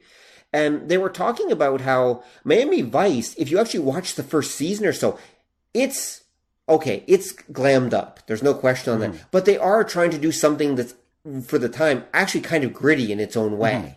Like, they are actually trying to be a little more gritty. But pretty much after the first season, where it's like a little more, gritty and tough, and that, it became super popular, and then they just glam it up to all hell. Like, by about the third season, they're practically meeting aliens and stuff. It's just like, woo! It literally just kind of becomes the epitome of 80s silliness by about the third or fourth season. Yeah, and it had the TV problem that you're going to keep it going as long as you can, but they would add drama. Yeah. But you can only have so many girlfriends get murdered by the crime boss before it's like, just don't date this guy. Like, it starts looking Exactly. really weird that, we're doing this one again, Yeah, exactly. And the actors didn't want to be there. And so they were happy when it was a gritty drama show, but once it went to hell, they're like, damn it, I don't want to be on this show. And so they started phoning it in, and it just fell apart. But there was a time when Miami Vice was literally the most popular thing on television. Yeah. It was the show for a while, and a scary number of people actually wanted to act and be those guys. Oh, God, yeah. The cool cartoony version of them. Yeah, do I ever remember that? Curse you 80s. Yeah. Yeah, as children of the 80s, the Miami Vice. Yeah, there it is. Right. Okay. So we're moving right along because we don't want to be here all night. So Miami Vice comes along, and so in the 80s, cops become this weird mix of vigilante types, and there's the Law and Order types, but it's the 80s, so it's natural for those to kind of coexist. How do cops change from there on? Well, there's something that happened, because remember, the 80s was considered an uptime. Like, people had jobs and a couple extra bucks, and that was why they could waste money on stupid shit like white suits and things like that. And that was why I think, again, the police officer as a manifestation of society was not only popular, but when you get to the Miami Vice area, they're given, like, impunity.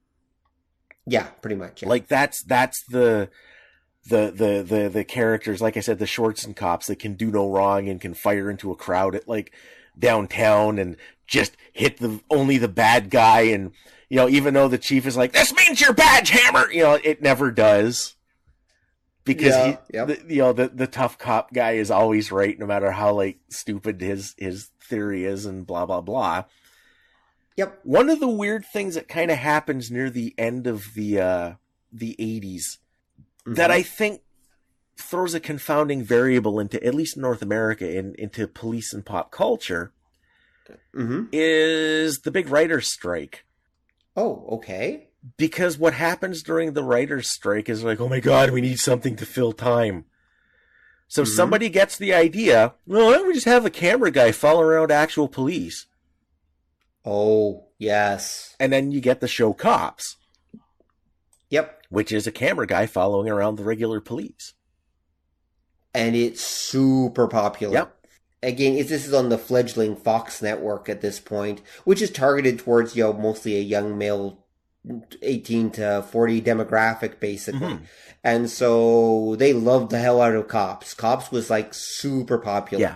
And you're right. And it kind of threw because suddenly we're looking at real cops and people are loving it. So what do the fictional cops do?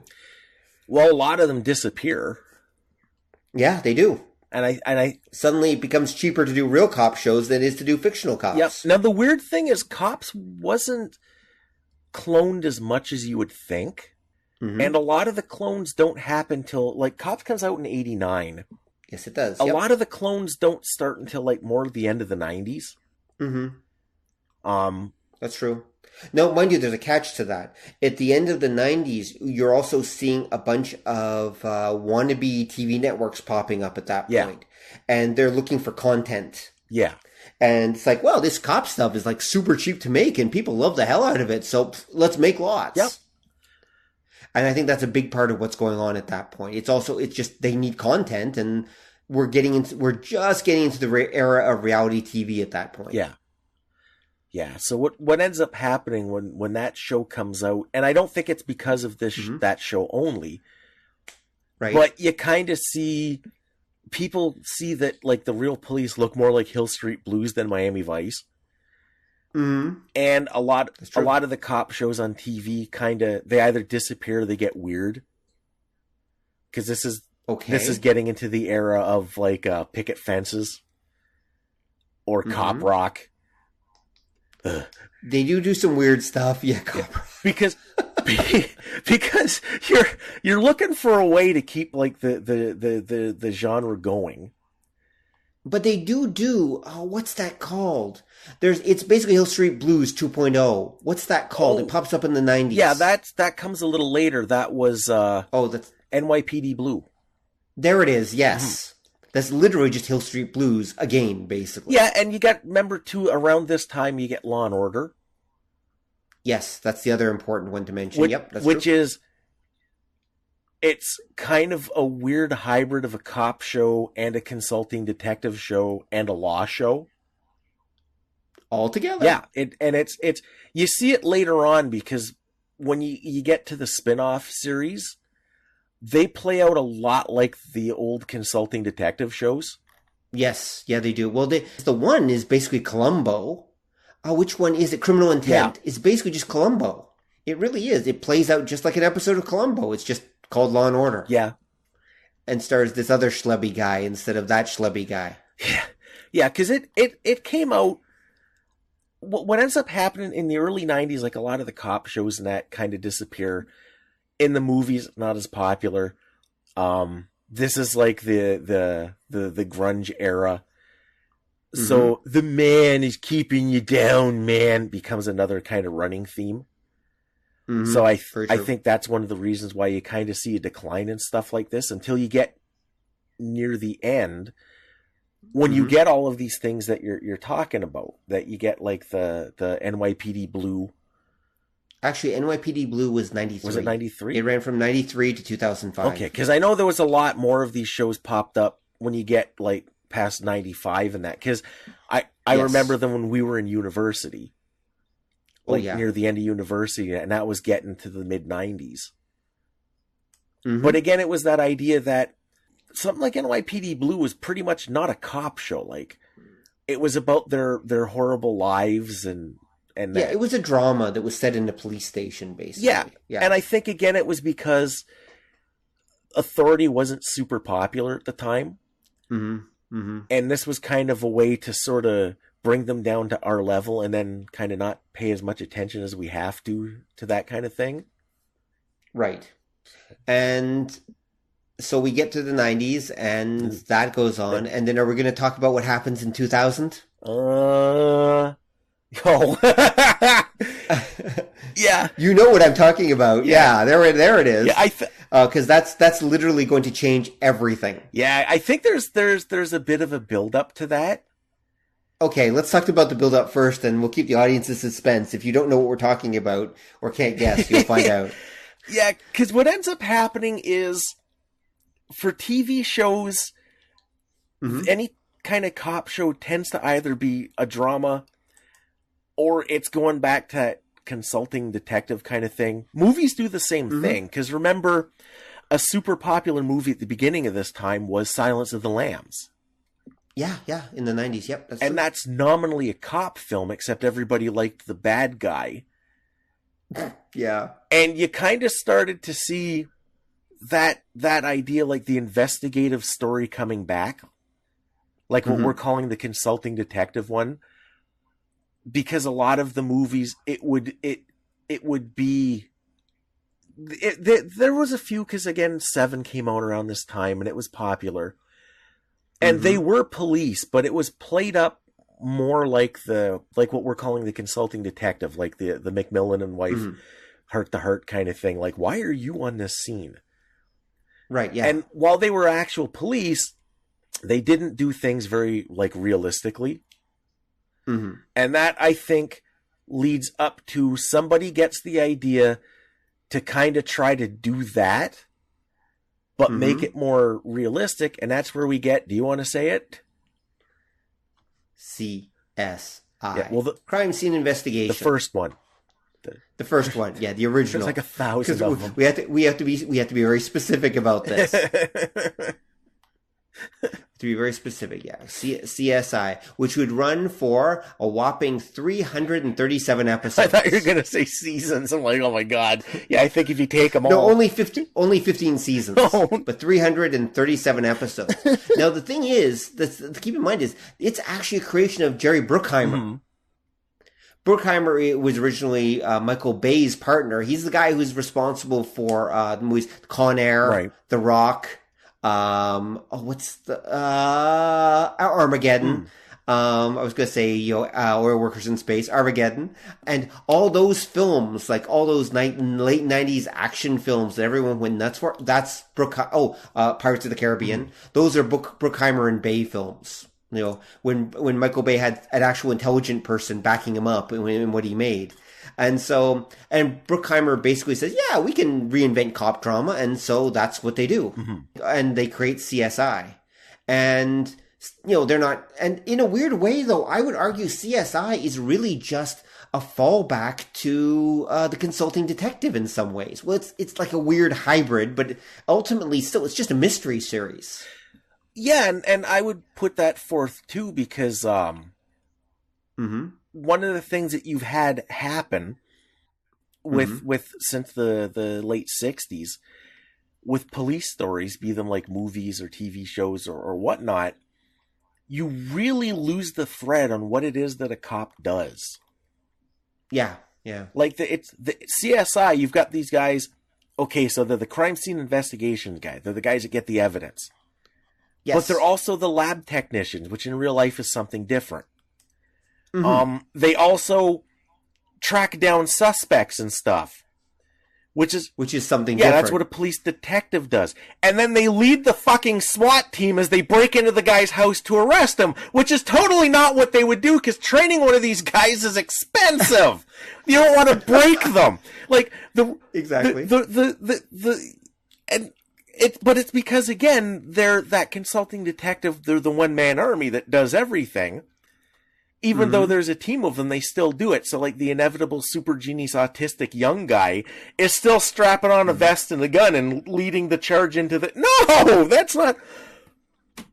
Yeah, I know. And like I say, it was a VG Katz comic that pointed out, no, they're more like Judge Dredd than they are police.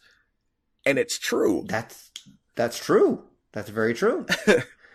Oh, I didn't really thought. I thought, well, yeah, I know they're not realistic in any way, shape, or form. Not in any sense of the word realism. There's nothing real. In fact, actually, if I remember right, let me double check this.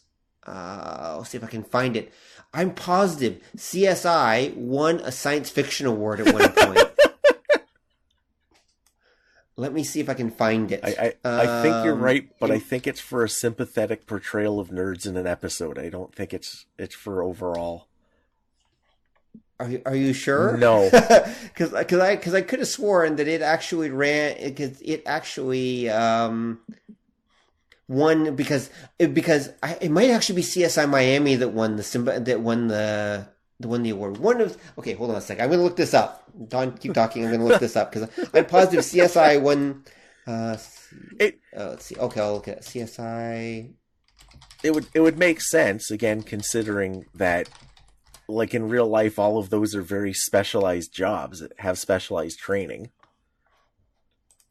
Hold on. I'm almost there. I have a scared. Okay, no, I think I found it. There it is. Academy of Science Fiction and Horror Films. Okay, USA 2005. Nominee Best Television Series, CSI. Oh my God. Academy of Science Fiction, Fantasy and Horror Films, USA 2004. Winner. Okay, of best science fiction, best network television series for science fiction. Wow. Because after all, I mean, let's face it, CSI, they do tests on that show that are literally take months, and they do them in like minutes or hours. Yeah. All the time.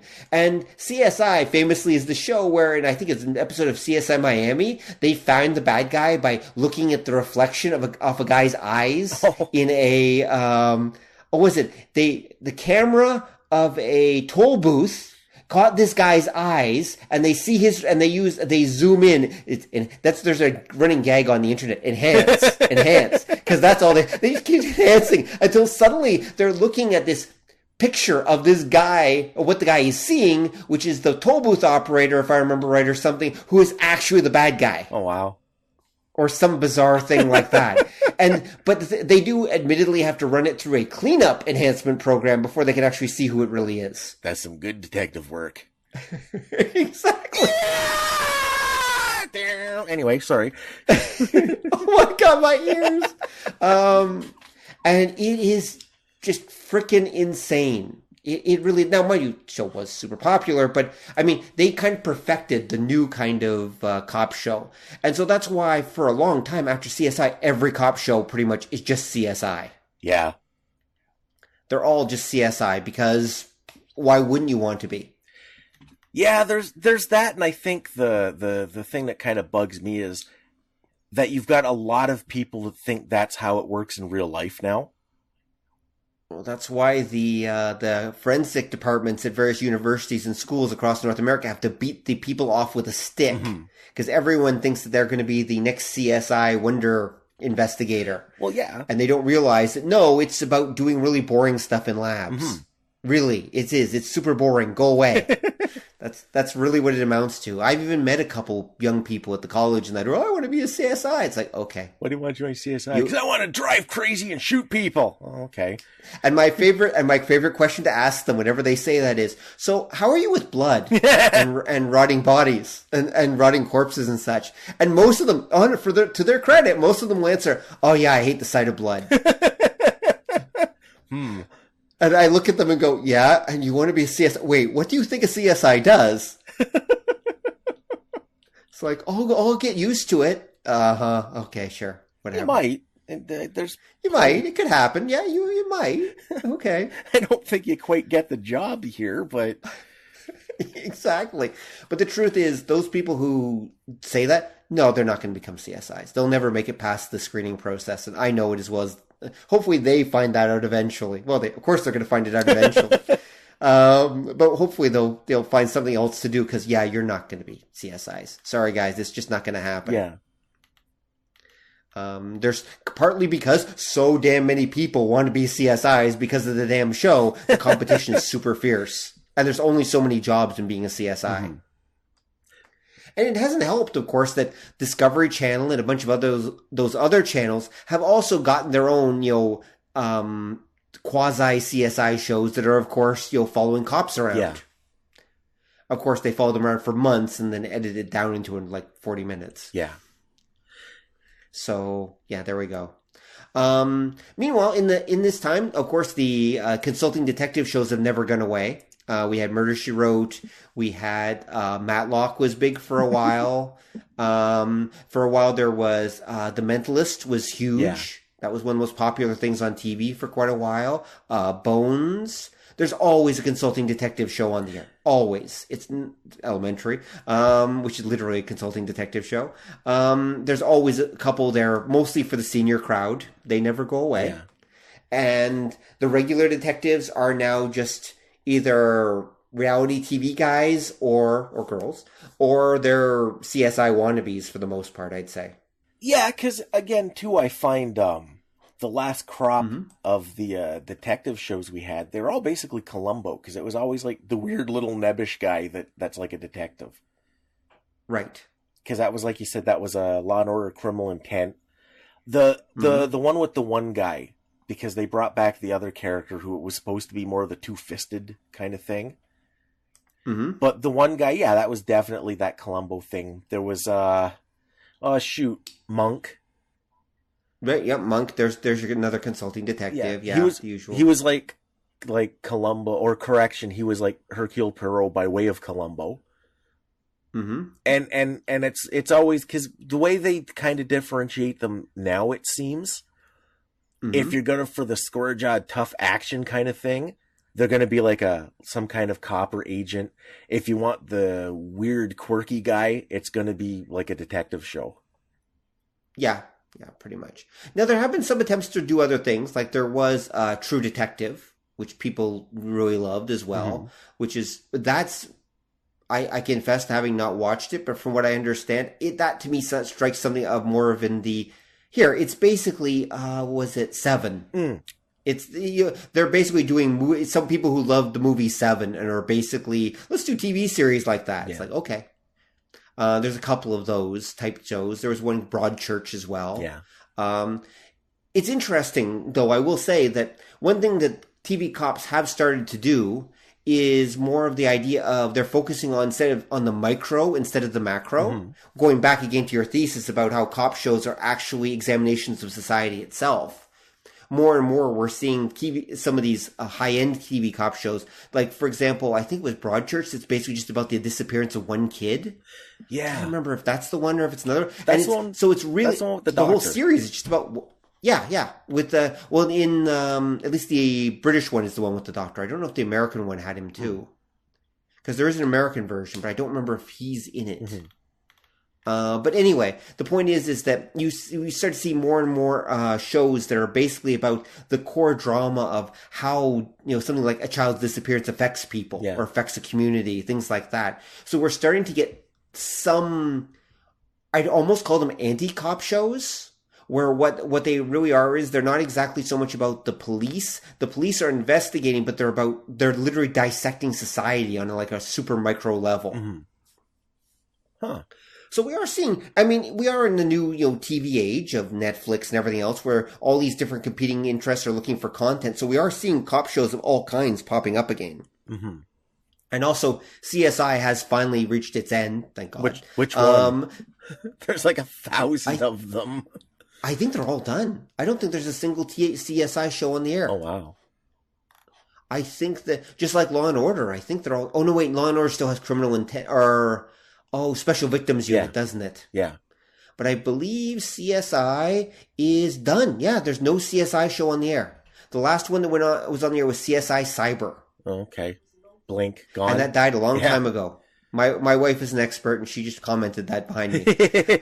So CSI Cyber died a long time. So the truth is, right now, they're back in that phase where they're looking for what the next big cop show thing is going to be. Right. I think there's probably some still CSI wannabes being made, but actually most of them are all gone. I think even most of them are gone too. I'm not sure what the current most popular cop show on the air. I'd have to go look, but because I confessed and having kind of burnt out on them a long time ago, so I don't generally watch them. But I think they're kind of fishing around to see what they can come up with at this point. I don't think there's one big one I don't even think there's a big consulting detective show on right now.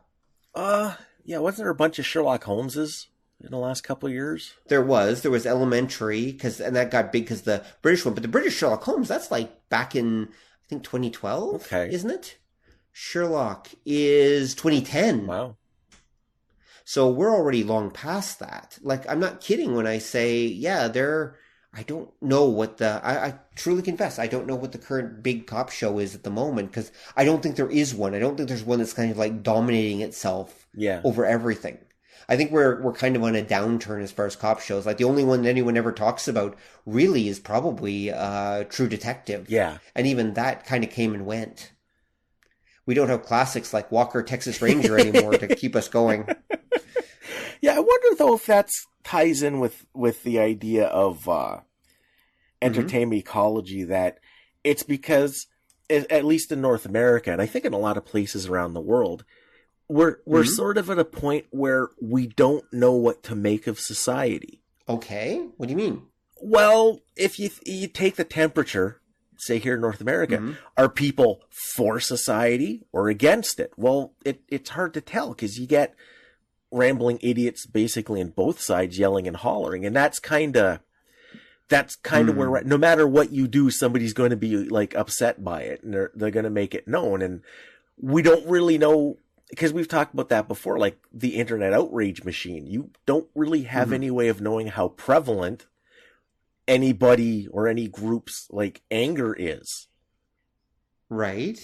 That's true. You know, oh my God, you gave Wolverine a haircut. Yeah, it's the end of my childhood. You're Hitler. Blah. Well, is it just this one person ranting? Does the world in general hate Wolverine? We don't know. And when you get to the serious issues, yeah, we're kind of at that point. We're not exactly sure who do you trust and how far do you trust them. Well, also keep in mind we're still I would say involved with Black Lives Matter as well. I mean, in the last couple of years, the cops are the bad guys again. We're truly back to that point where the cops are the man. Who exist pretty much to just to keep the folks down. Well, yeah, unless I go to certain websites where the cops are cool, but it's those Black Lives Matter people that are actually terrorists going to kill us all. Well, okay, but then again, we're back to your internet point, whereas there's so many different perspectives that, I mean, everyone kind of agrees that we want to see the bad guys go down, but some people are arguing, well, who the bad guys really are, and some people are arguing about what justice really means, and anyway, so it's a big mess. And I think that ties in, like you were saying, that a lot of the current ones, they're focusing kind of more on the big picture, because I've even noticed the shows that follow real life police and detectives, especially the ones where it's the detectives investigating in real life, are focusing more and more on how the case, you're seeing how it affects the detective. They're spending more time with like friends and family of the victim and that it's almost like everybody, no matter what side of whatever issue you rest on, we're all just kind of getting tired and battered down by life in general. And that's what you're starting to see with like a lot of the cop stories, that it's not so much about the case anymore as it is the toll that it takes on people around it. Yeah, exactly. Including how it affects society. Well, society, the detectives, including there's a lot of ones where it shows how it's affecting the criminal, that you're seeing things happening on that side too now. Yeah, that's true. Well, I mean, Law and Order always did a little bit of that. They would always try to look at the different aspects of the case, but they were still confined from the point of view of the police and the lawyers for the most part. But they would go a little bit into that area. Yeah. But now they're really kind of trying to delve deep into it, I guess. So I guess that's kind of the new thing, is it? Yeah, just kind of trying to take a look at it from the bigger picture, and sometimes from the smaller picture as well. Just trying to look at how this is a reflection of society, and how everyone is affected by crime, and how in a weird way we all suffer because of crime. from the police to the victims to even the criminals are the result of suffering. Wait, does that mean we're back into the era of the criminals are just, poor victims of society? Well, it depends which websites you subscribe to. Oh, okay. That's okay. That's good. I can make sure that I'm on the right website. Or wrong one, whatever. Anyway, I guess that's the situation. Mm-hmm. Okay, so where do you want to go from here? We've been doing this for 2 hours. Where do we want to go from here as far as police and popular culture go? Do you want to wrap it up? Yeah, because I don't know if there's I think that we're at that idea that nowadays, again, thanks to like the internet and the super diversification of media, everything is in play. Mm-hmm. Nobody knows exactly what the next big take on this is going to be. Mm-hmm. And wow, sad part, maybe society's in so much turmoil. Nobody can decide when we produce our next big cop series. Are we sympathetic to the villains or the police? Nobody can really kind of make up that mind. In a lot of ways, we're all just sort of floating in limbo at the moment. Right. Until they reboot CSI in a couple of years, and then we'll be off and running again. See, that's a sign of the apocalypse that there isn't currently a CSI series. Well, it's because we got used to them being around. CSI was literally on the air for 15 years. Which one? There were so many. Well, yeah, I know. Miami was on the air for how long was Miami on for? Because that was on for a long time. Miami 2002 to 2012, 10 years. That's pretty good from TV. That's 13 epochs. Yeah, that's exactly right. Cyber only lasted 2 seasons, thank God. I'm surprised it lasted that long. Well, yeah. I mean, from what I saw and from what I understand, it was written by a bunch of people who barely understood computers. Most TV is like that. Well, because the problem is real computer hacking is really boring. Yeah. So they always have to glitz it up and make them, all these computer hackers are super hackers. Mm-hmm. To make it all, because that's their idea of making it interesting. And they try to glamour up what hacking is and all computer crime and all that stuff. It's no, most of this is pretty boring, actually. Mm. It's not really that interesting, but whatever. So I guess we're at a turning point now with cops and popular culture where they're kind of everything, but they're also nothing. Mm-hmm. And we really don't know we don't know what the next big trend is, but I'm sure it's coming or has already started and we just didn't realize it. Here's a sobering thought. At this moment, there's a TV executive working up his pitch for his dark, gritty remake of Cop Rock. Good night, Don. And good night, folks. Thanks for listening. Let us hope that nightmarish future never gets produced, but we'll see what happens. And yes, I'll put a link to Cop Rock in the show notes, just in case you were actually thought we were joking. Remember, we've got millennials who don't know what Cop Rock is, listening to the show. But what if they look it up from our site, and then one of them is the one that has the pitch that happens, and then it's our fault, really? There's worse things to be blamed for, I suppose. But much. Whatever. Cop Rock, remake, global warming. One of them will get us. Super volcano. Whatever. Asteroid. But in the end, I think people will always be fascinated by the police because they do represent authority figures. And I think there's a certain amount of power fantasy to go with them as well. Yeah. The idea of being someone who wields the power over others to make decisions about life and death and justice is something that will always appeal. Mm-hmm. There will always be an audience for that. And so therefore we'll always have that. Plus they're damn cheap to make and just people like them. Yeah. All right, folks, thanks for listening. If you have a comment or an idea that you want to share with us, go to obeythedna.com and leave your comments for us to laugh at. Respond to. Yes, and please drop by again next time for another amazing episode where we'll be talking about something that will be potentially even cooler than this. Check us out in 2 weeks and find out. Good night, folks. There are 8 million stories in the naked city. This has been one of them. You're naked too? Good night, Don. Thanks for listening to the show. If you'd like to hear more or join the conversation, come visit us at obeythedna.com. You can also find us on iTunes or whatever fine podcast site forgot to lock their back door. So until next time, remember that to master the nerdly arts takes time, practice, and enough Coca-Cola to drop a rhino. See ya!